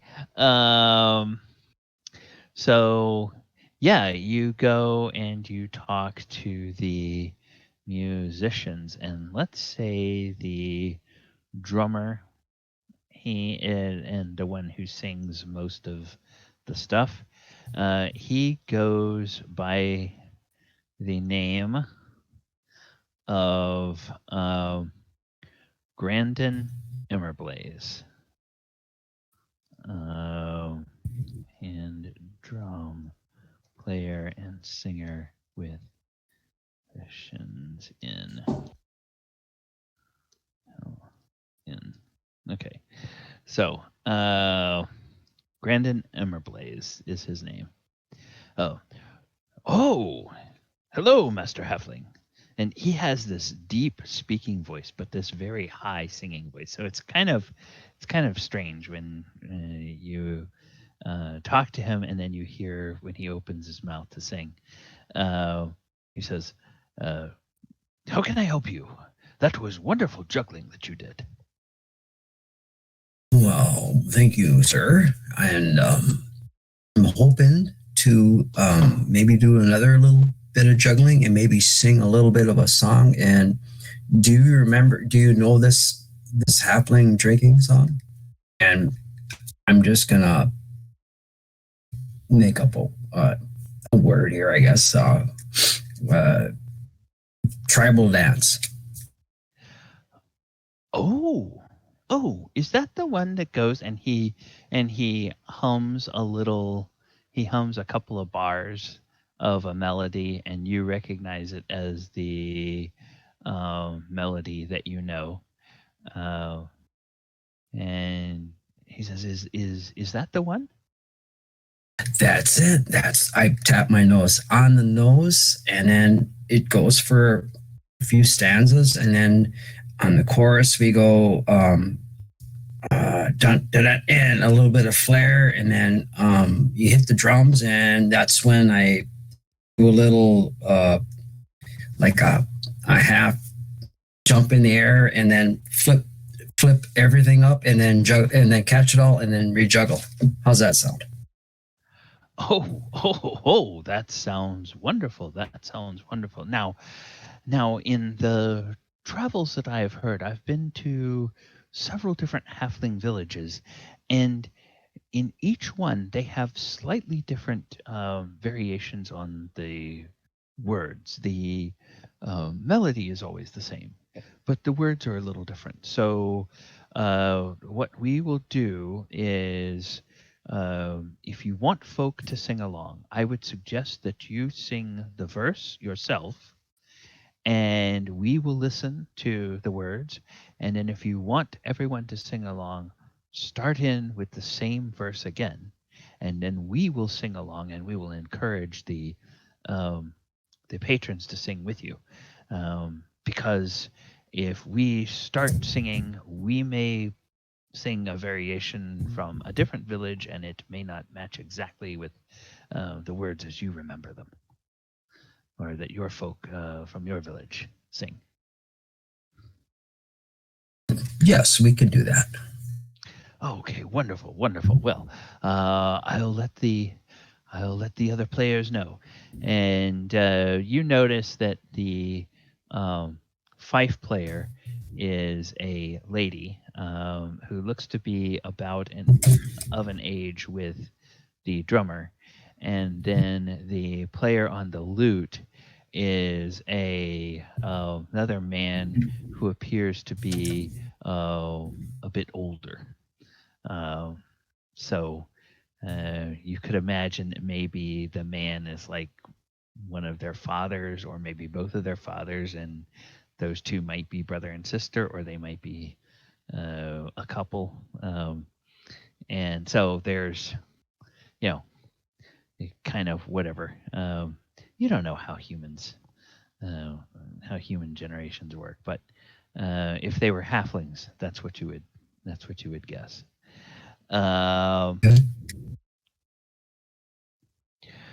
So they help you get going, and that goes off fairly good. Now I just gonna look to see if there's like a performance or a juggling check. Or something. There's a singing check. So singing is based on charisma. And whoops. I clicked something wrong there. Let me go ahead and bring this back up. So charisma. Oh, you have a pretty good charisma. And you don't have singings, but you do have the acrobatics. So if you, I'll tell you what, if you want to see how much money your performance gets you, I'll let you make a singing check, which would be because of the modifier on your ability score, that would be like a 15 or lower. Okay. If you get a 15 on the nose, there's a certain amount you'll get. The lower you get, the more you get. If you get over 15, well, you might get a little bit less than that in terms of people passing, dropping coins in the metaphorical hat for the performance. Sure. All right. Sounds good. Should I go ahead and roll, or? Yeah, you can go ahead and roll.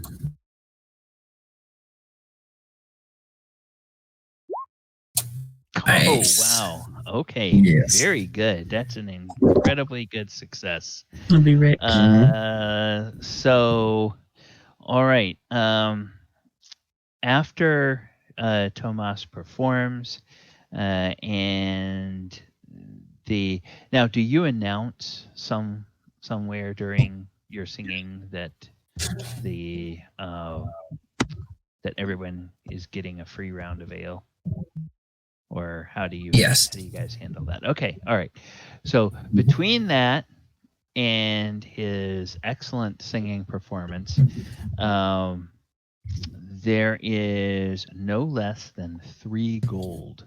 Now, it's not 3 gold pieces. It's mostly coppers and some silvers. But 3 gold is kind of what is collected from folk for this. So that more than pays for the ale that you bought for everybody.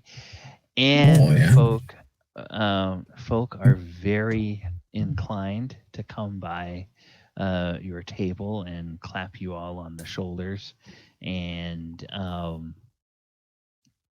talk to you.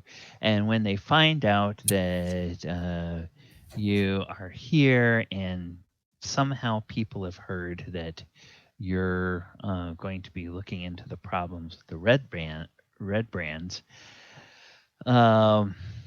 one of the people that comes by is a man who looks like a farmer, and he introduces himself as Narth. And indeed, he says that he is a farmer just outside of town. And he says, well, now, let me tell you, the Sister Garil, she oversees the shrine to the gods. And she recently left town for a few days. And when she returned, she was exhausted and she was wounded. And she won't tell nobody how she got hurt. But there's something going on. And so Sister Garil, she's really important to all of us. If there's something out there that's hurting the sister, then well, I think somebody ought to do something about it. And that town master, he just, I told him, and he says what he always says. Oh yes, we'll look into it. I don't believe him. So if y'all have some time, maybe you could maybe we could ask the sister what's going on and see if she'll let you help her.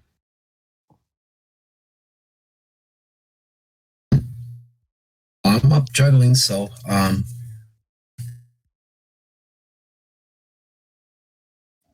Okay. you guys want to take that? Okay.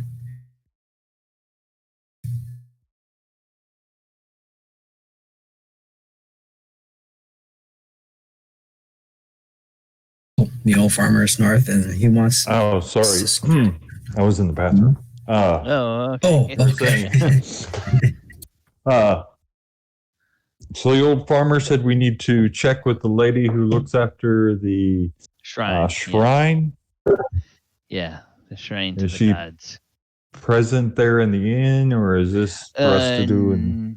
No, she's not here in the inn. A shrine. We need to go. Yeah, I want one for myself. No, it's more of a kind of like a wishing well. You throw money to it, and it gives you And good I definitely fortune. need to go take notes because I want one. Yes, see, Amy wants a shrine to Amy. Right? Exactly. And they stole money. It's wonderful. It's glorious. If you wind up solving all the problems of the town, they just may be in a shrine in it for you. Okay, and then one of the other people that you see is one of those folk that you looked at that has the high dusty boots, and he comes over and he introduces himself as Lennar, and he says that he and his friends are miners, and he says, "Oh, begging your pardon, but we hear you're something of problem solvers. Now I tell you what. Now there's some orc raiders that've been seen east of the Tribord Trail, and we told the town master, and he's too scared to go do nothing about it himself, so he wants someone to go run them off. So I bet you go see the town master. Town master might even pay you if you can go run off them orc raiders. And we sure appreciate it. We're out in the mines trying to make a living, digging in the rock. The last thing we want is to turn around and see a bunch of them ugly orcs coming in trying to take our mine. That's not what we want." If you don't mind me asking, what exactly is it that you gentlemen mine here? Oh, well, there was rumors these parts that there was old gold mines, and occasionally you'll find a tiny little bit of gold, but shoot, we mostly mine iron around here. That's about all we find. About 5 years ago, I found me a little nugget of silver, probably enough to make 3-4 coins out of. Was all. Not very much, but mostly it's iron. There's rumors that there's some lost gold mine around, but it's lost, so nobody can find it no more. Would be mighty nice if we could find a gold mine here, and of course we always dream, but seems like that's all it's ever going to be. It's just a dream. Well, you gentlefolk, you have yourselves a good evening, he says. Oh, thank you, sir. Thank you.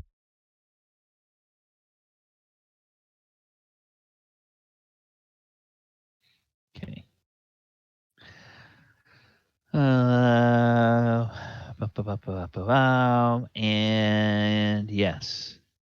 So this is sort of what you gather between the conversations you've already had and these conversations that seems to exhaust most of the knowledge of the people in the inn.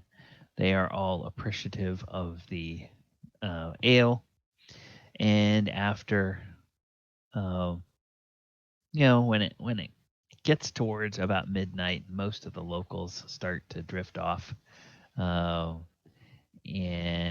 the barmaids begin cleaning up, and the musicians begin packing their instruments away, and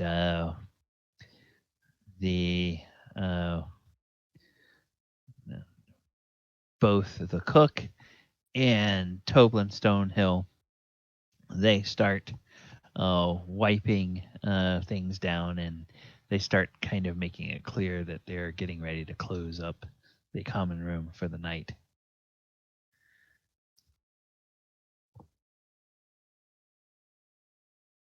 Well, it looks like it's probably about time for us to turn in. And so he will bring over keys to your rooms.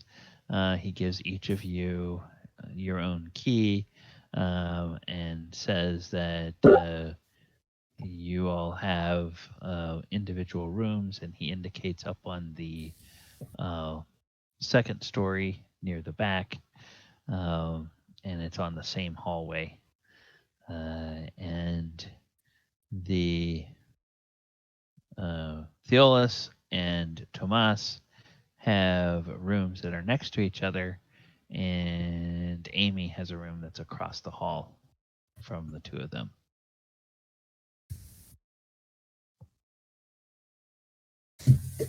Excuse me.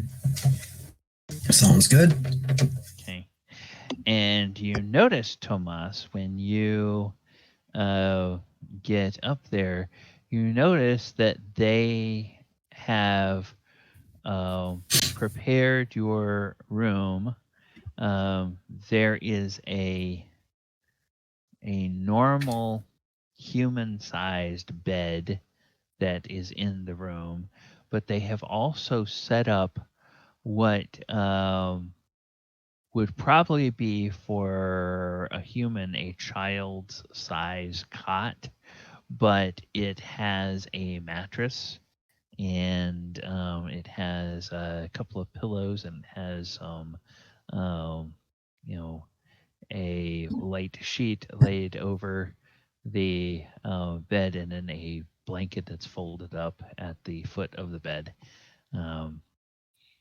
And so that seems to be, it's still a little bit large for a halfling, but it's definitely sits a little bit lower because it's for a human child, and it is definitely comfortable for a halfling. It's a nice mattress that is filled with,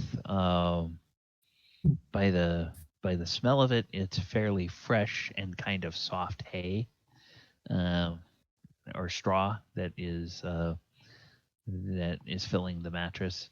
Doesn't have hardly any lumps in it at all, and it is far better than sleeping on tree roots. All right. On a bedroll. All right. And the other two of you find normal-sized human beds in your rooms. And each room has a window that can be opened, and a little table. And on the table there is a basin for your night soil, and your it's kind of like obviously kind of like a bedpan style basin. And then there is another bowl that is clearly like a bowl for water to wash your face, and there is a large pitcher. And you see the bowl and the bedpan are empty. The pitcher has water in it that is room temperature, but you give it a whiff and it smells like it's fresh water, like they've just got it from the well today. So it hasn't been sitting here for long. Clearly, it was intended for the use of whoever was going to be in the room tonight.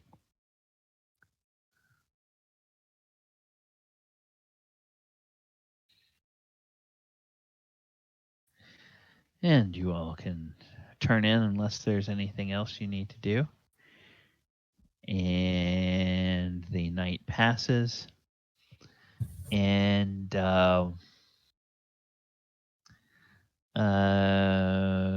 Tomas.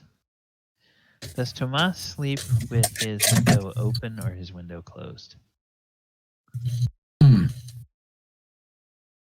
I like about an inch open for a little fresh air. Okay. All right. Now, you're asleep, so there's gonna be a bit of a penalty on this, but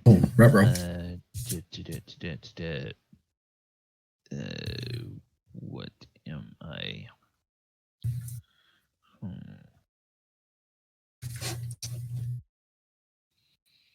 Interesting.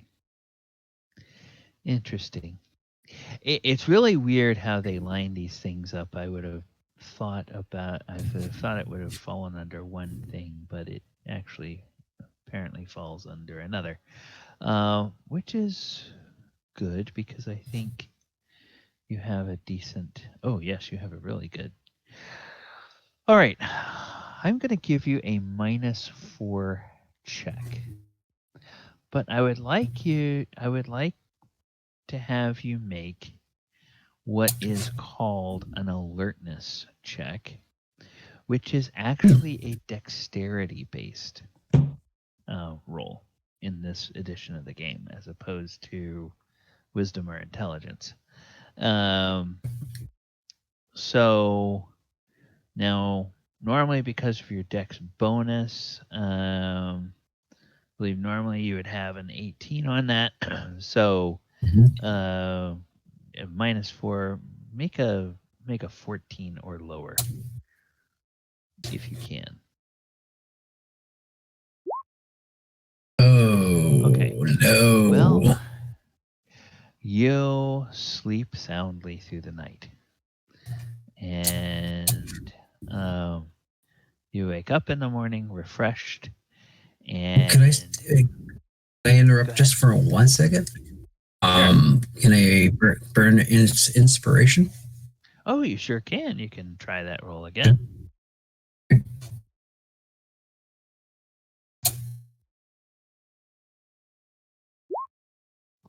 Whoa. Oh, wow. Oh, dang. Right.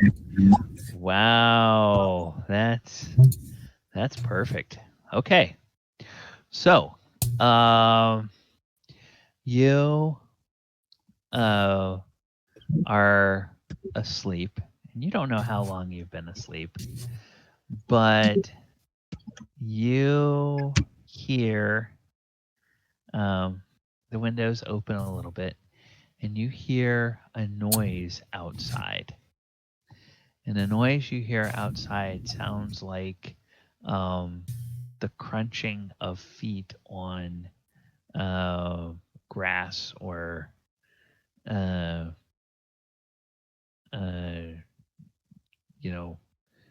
dry leaves or something like that.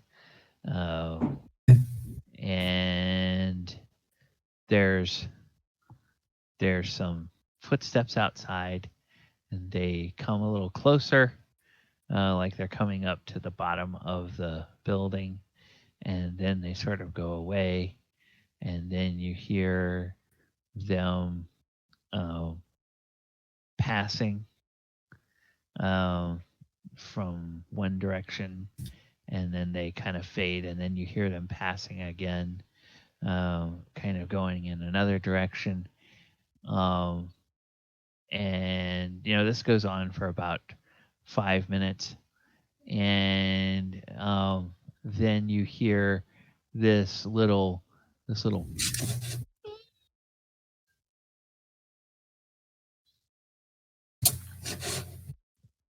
down below, and it sounds like an animal, like an animal whine, like a animal that's kind of lost something and is looking for it. Oh, all right. I'm gonna creep over to the window and just kind of open quietly and peer out. Okay. About 4 inches up. Mm-hmm. Okay, you push the window up a little bit, and you look out, and you look down, and snuffling down in the grass below the window, you see a wolf. Oh. I go, Ripper, is that you, boy? And head snaps up and looks up, and there's a little ruff. Oh. It's not a loud bark, but it's a little ruff, like a little bark of greeting. Oh, okay. Just hold on, boy. I'll come down and get you. Yeah. Okay, so you make your way downstairs, and you go out, and you go around to the side of the building, and you see Rupert. He's sitting there, and he's looking up at the window where he had seen you, and then he goes, "Ruff," while he's still looking up at the window. All right. It was actually smart enough. I hope to when I left that I have a little snack, and I brought a little bit of a lead rope. Okay. Yeah. You start coming over now. Are you trying to sneak up on the wolf?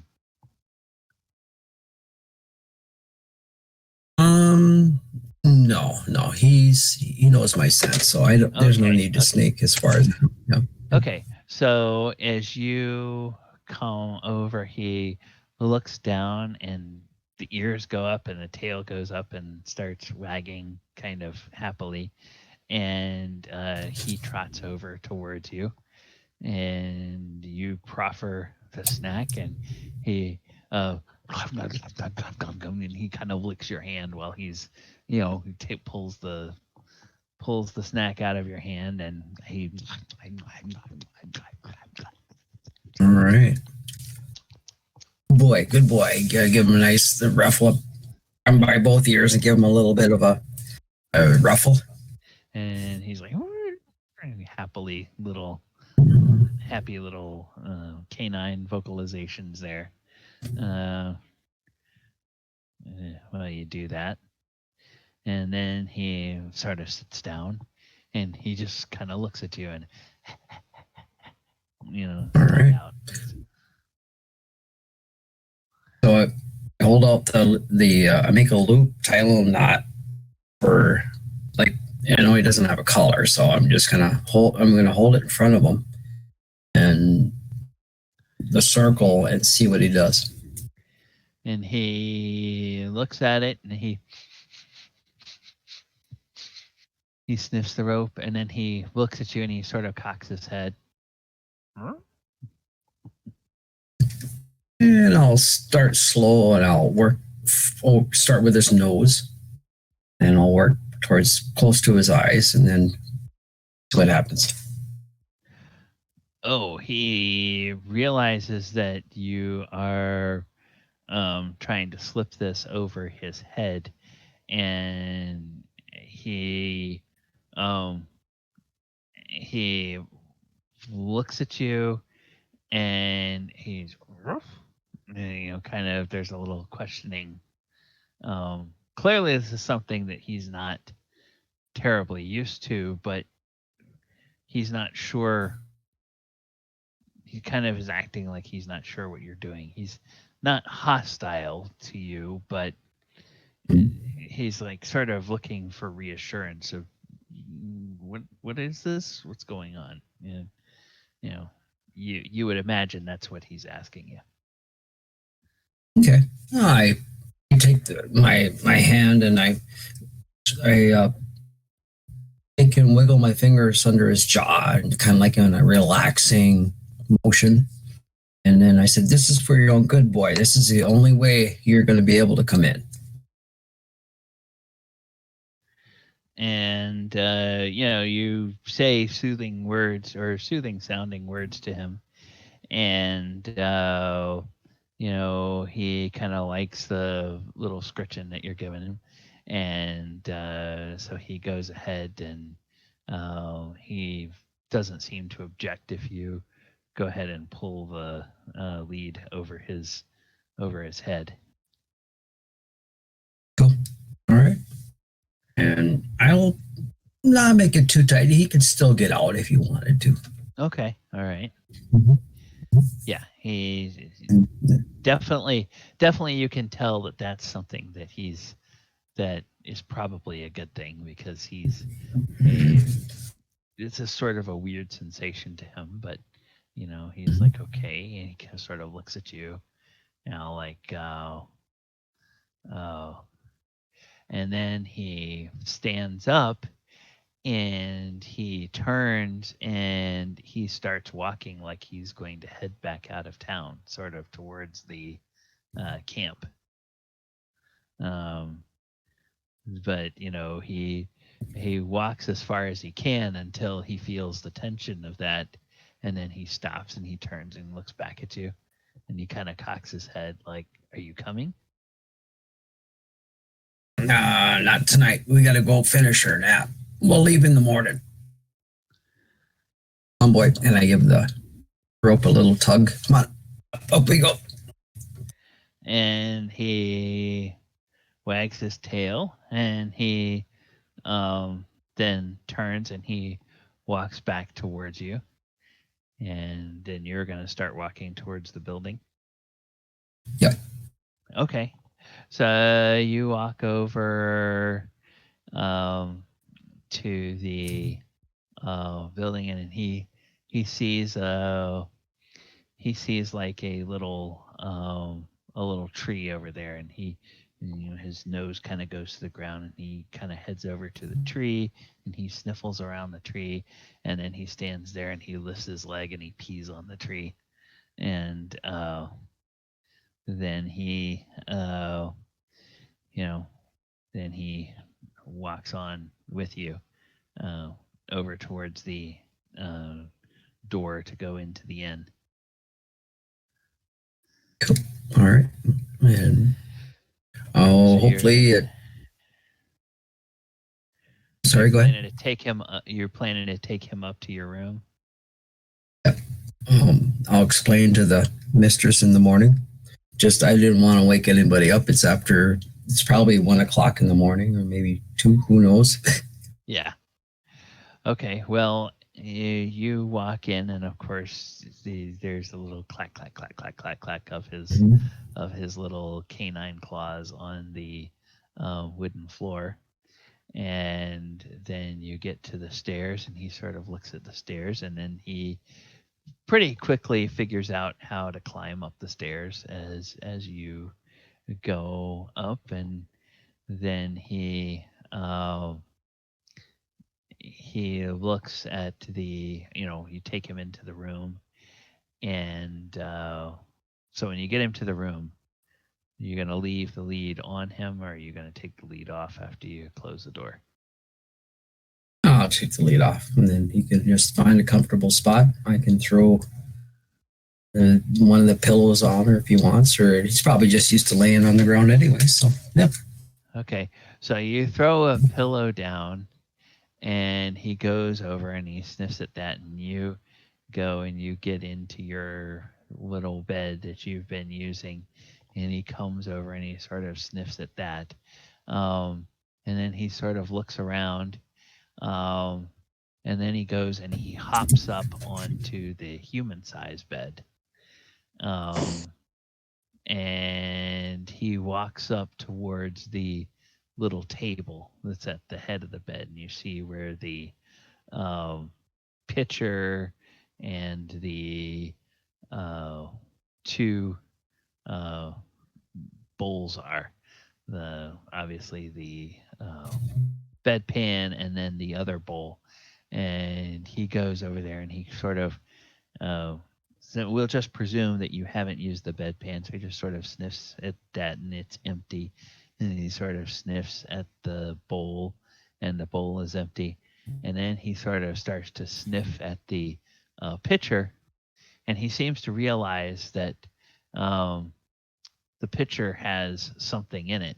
And so you see he starts trying to put his muzzle down towards the pitcher, and you see that pitcher is kind of taller, and he sort of starts sliding it a bit around on that table.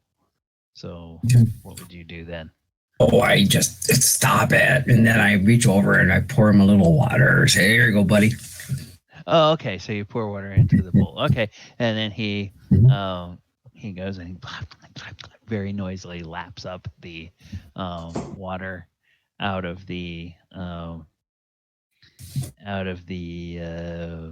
bowl, and then after he does that, he stands there on the bed, and then he kind of walks in a circle 3 or 4 times, and then he just sort of flops down on the bed, and then he lifts up one of his legs and he starts kind of cleaning himself and wetting it, and after a bit, he sort of settles down, and it's not long before you start to hear the snoring of a wolf from the human bed. And my snores are not too far behind. It's been a long day. Okay. All right. So, does Amy or Theolis do anything during the night? I gotta memorize spells the next day. Yeah. And that's about it. Okay.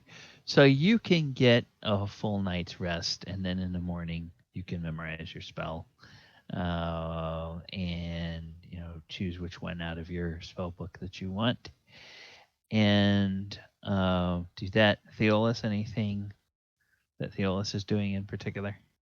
Not really. Mostly he, being the paranoid individual he is, instead of sleeping in the bed, he pulls a chair over near the door, rests with a foot leaned against the door, and that's how he sleeps.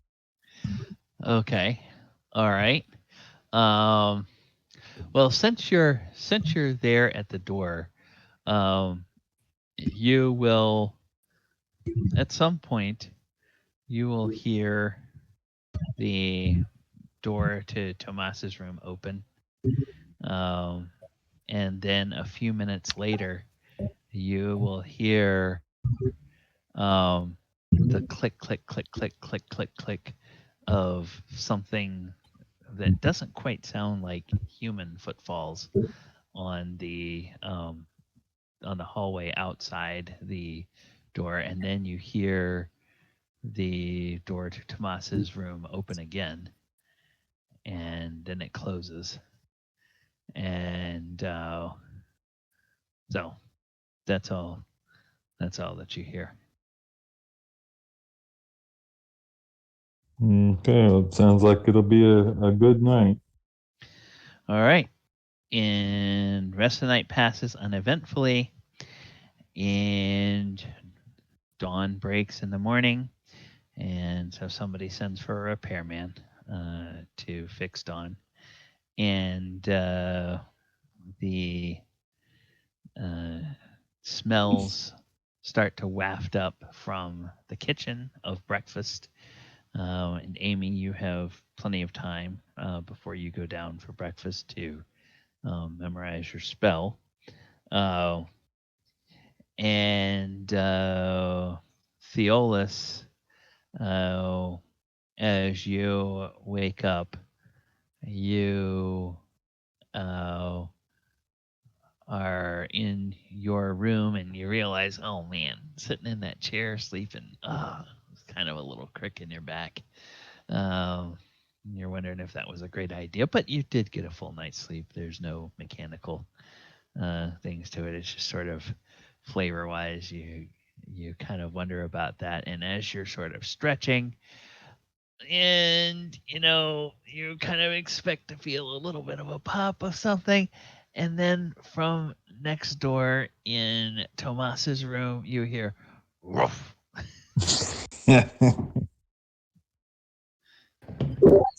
Plot twister werewolf.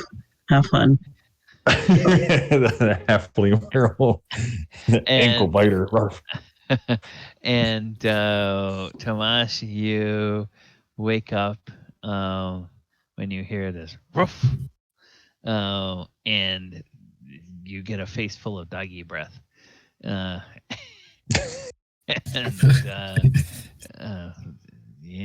then after that rough, this tongue starts licking your face to get you out of bed. Okay.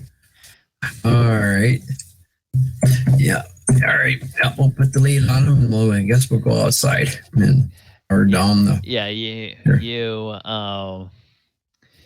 You put the lead on, and as you're, I don't know how much you have to put on, like whether you have you probably have to slip your boots on and everything. But while you're slipping your boots on, as you get up, Ripper is gone over to the door, and his tail is wagging, and he looks back at you, and he does this little whine at the door, and so then you get the lead on. And Theolis, you hear Tomas's door open, and you hear those same little click, click, click, click, click, click footfalls coming out of the door of his room. And Amy, you're studying your spells, but somewhere it registers in the back of your mind. You're hearing click, click, click, click, click, click footfalls going down the hall. And then it sounds like somebody is starting to go down the stairs. And about 20 seconds after you hear the footfalls starting to descend the stairs, you hear from down below, "Ah!" You hear this. Okay, I guess I'm going outside. Oh my gosh. And Tomas, you get about halfway down the stairs. Ripper is sort of making his way down, and his nose is just going because there's the smell of bacon and the smell of sausages and the smell of He's gonna die. Stuff going on, and he's just sort of, his nose is sort of, and you hear this scream, and immediately behind the scream you hear a clatter of like wooden plates or something hitting the floor. Oh no. No. So The one thing she said she hated was things breaking, and y'all broke things. And so you look, and you see a serving maid. It's not Elsa, not the one that was mooning over Theolis, but there's another serving maid that is standing at the edge of the bar with her hands just up in front of her face. Her eyes are as huge as saucers, looking over at this wolf that is coming down the stairs, and she looks like she's about to be its dinner. I mean, she thinks that some horrible monster is about to rip her throat out. And she is just terrified. And the way her mouth is open, you can tell that she certainly is the source of the scream you heard. And about the time you see her, the kitchen door flies open behind her, and you see standing in the door there is one of the serving lads who is rushing out, and right behind him you see the figure of Master Stonehill, who is looking, and then right behind Master Stonehill, looking over his shoulder, you see the imposing figure of Mistress Stonehill. And she is looking at that, and she says, "Toblin, there's a monster in the inn. Do something about it." And Toblin is like,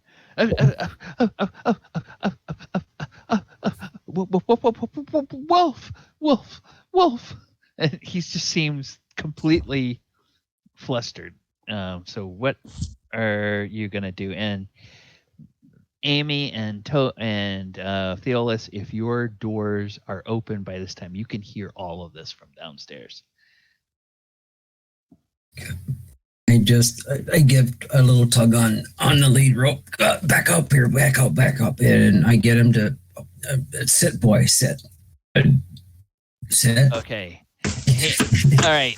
Sitting is kind of awkward for him because he's going downstairs. Oh, okay. Yeah, he's like on the stairs, and he's looking, and you know, when this girl screamed, clearly it was something that he did not expect. And well, let me see. I should roll a die. Amy, call high or low? Low. Low. Okay. It was high. Dang it. All right. So she screams. The Mistress Stonehill shouts about a monster. Toblin Stonehill starts blubbering, and Ripper goes, and it is like full-throated, big-ass wolf barking. And Amy and Theolis can both hear just like scrambling from either side of them in the rooms. It's like people, whoa, what the hell's going on? Yeah, I'm gonna just look at him from across the hall. I'm like, hey, should we go downstairs or should we pretend we're not here? Yeah, en route. Okay. I would like to probably all I can do to hold him back too. I'd like to try to get ahead of Ripper here and poke my head around the corner and say, "Morning! This is only a test." And so the So you poke your head around, and the serving girl shrieks again and says, "It's going to eat him!" and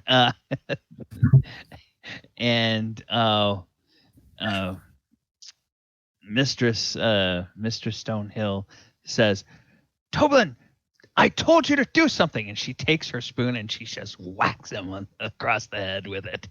No, poor guy. I knew I made the right choice charming her instead of him. Right. and they clearly, but they are all as much as she tries to be in charge of herself, it's clear that she is just as afraid as the rest of them are, because a wolf inside. Oh, he's basically a giant puppy. Well, they don't know Yeah, that. yes. But, I guess we got to go downstairs. Yeah. okay, so and it's the way Ripper is acting. Ripper is acting kind of like in a defensive posture. He is not advancing towards them, but it's almost he's like, what are all these war screams that these people are making, and they had better not come over here, because I've got somebody I need to protect from these vicious humanoids. Vicious humans. Yeah, these vicious humans here. And so it's kind of like that thing. So you've got this one issue. If you try to go in front of him, then he feels like he needs to get in front of you kind of protectively. Oh. So as you advance, he will advance. And he is barking. And that tail is rigid, and the ears are just, pointed forward, and this is like, and the teeth are bared, and this is like a clear display of you better not come any closer or you're going to be in trouble. All right. I wrap my arm around his neck and like a crook in my arm, and try to get him to calm down. I was like, "Come on, boy, come on, let's go back up. We'll go back up. Come on, we'll come back down later. Come on." Try to get him to come back or go back up the stairs. And as soon as you get your arm around him, he kind of like does this, and he sort of looks up at you, and immediately the barking stops. And he's like, and it's like, "Can't you see that you're in trouble? I'm trying to save you here. What are you doing?" It's okay. It's okay. It's all right. All right. Come on. In soothing tones, I'm trying to soothe and in soothing tones. Come on, boy. Come on. This is nothing. Come on. We got to go back up. And the serving boy, he just looks and he says, "It's a druid. He can control the animals. He must be a druid." And the innkeeper and Mistress Stonehill, they suddenly they stop, and they're like gonna reassess the situation of what's going on. And then Master Stonehill calls out, "Mr. Thomas, are you quite all right?" "Oh, I am quite fine, sir. It's just this animal is bonded with me now, and is a creature. He will not do you any harm. I do believe he needs to use the bathroom. He needs to find a tree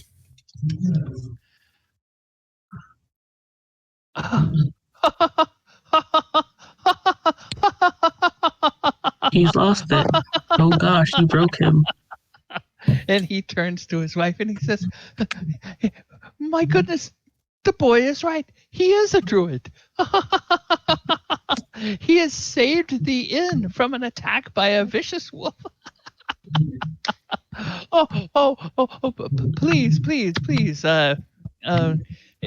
take him outside." And he just sort of waves his hands at the door on the far side of the room. Definitely, he doesn't want you coming any closer to the kitchen. Right. Okay. And so I'm going to need everybody to back off as we go around the corner. We'll slowly get used to. Mm-hmm. And the serving lad, he reaches out and he just puts his hands on the shoulders of the serving girl who's still standing there mortified, and he gradually pulls her back towards the door of the kitchen, and they all sort of back into the kitchen and they close the kitchen door. And then as they go, Ripper gives one last look at it and just goes, "Ruff!" at the door.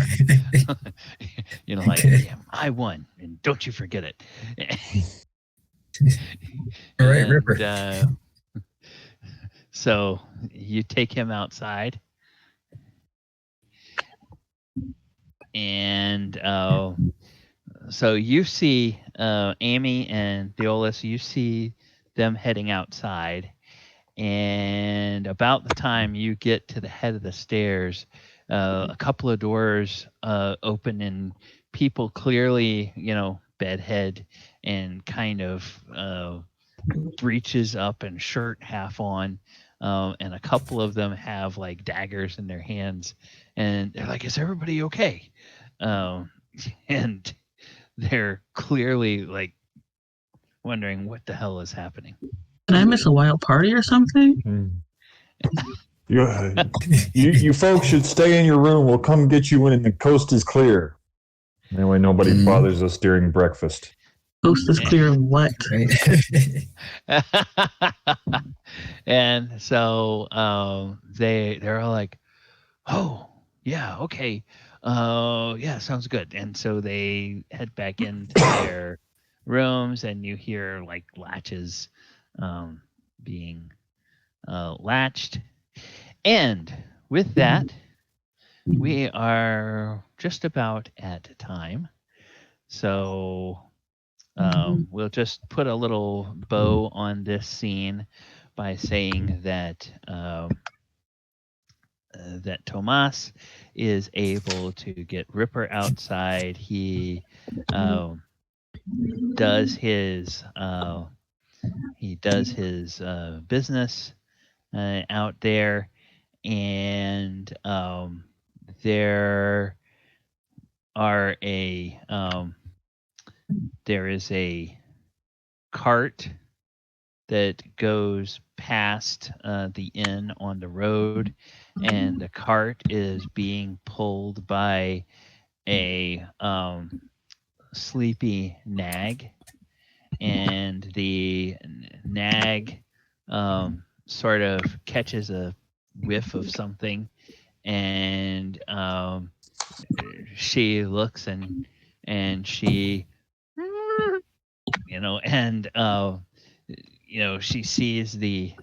she clearly sees the wolf over there, and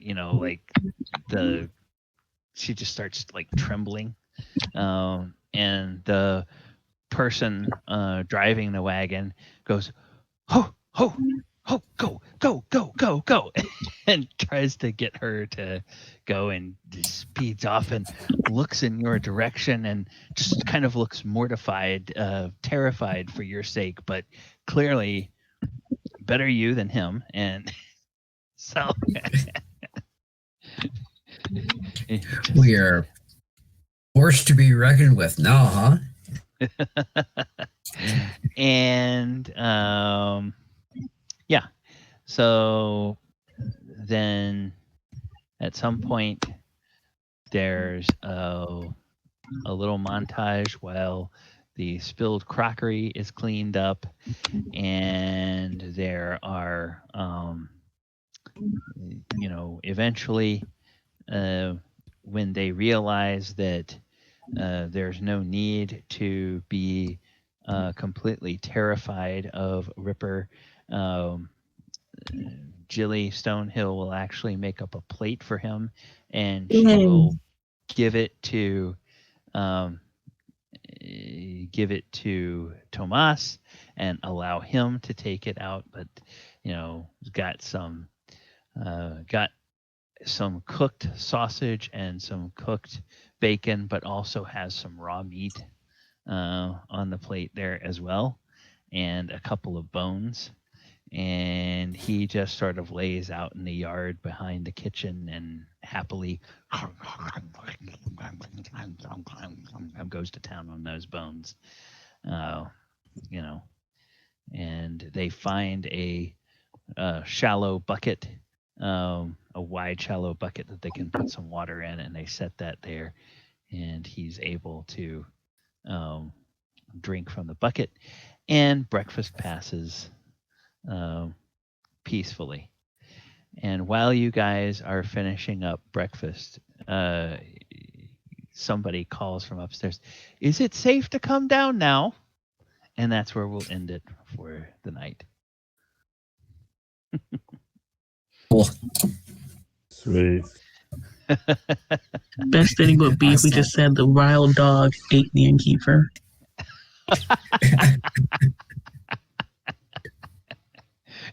All right. Well, yeah, I mean, this is kind of a frontier town, so these folk know a wolf when they see one, and they realize this is, oh shit, this is a full-grown wolf.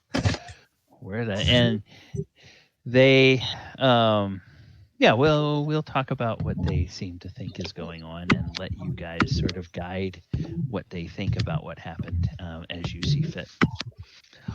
When we meet next week. All right. Hey, viewers, thank you for joining us tonight. This concludes our session. We will be back next Saturday night at 7:30 p.m. I believe that there's probably not going to be any interruptions for our schedule until possibly Thanksgiving weekend. For those of you that are playing, in these strange COVID times, I don't know if any of you will be traveling anywhere over Thanksgiving or will be hosting family and having activities throughout the whole weekend on Thanksgiving. We don't need to decide it now, but over the next couple of weeks, let me know whether you all would like to have a session on Thanksgiving weekend or whether you would like to skip it. We can make that decision. We also have had a player who has had to step out due to scheduling.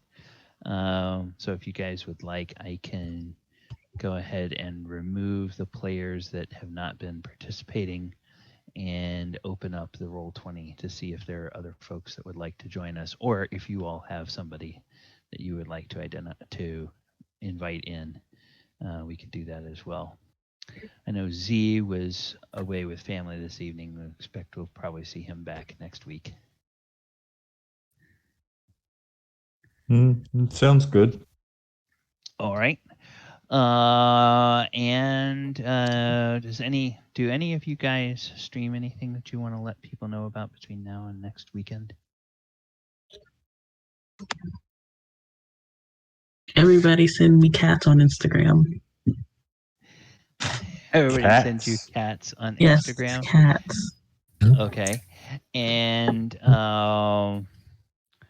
do you want us to put your Instagram in the chat or not?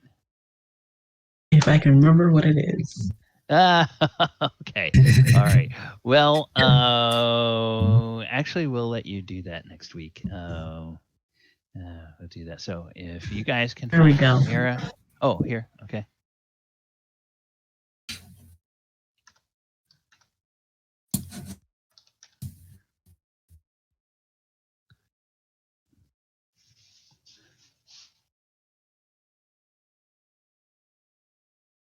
Okay. Amida artist. Yeah, that sounds about right. I made an artist. Send the cats and the dogs. In fact, just send pet pictures. I want them. Send pet pictures. Okay. Strange witch. Don't make her mad, though. Yeah. Right. Pet pictures too. I have no idea what you guys are talking about. I'm the calmest person I know. Amida artist on Instagram. Okay.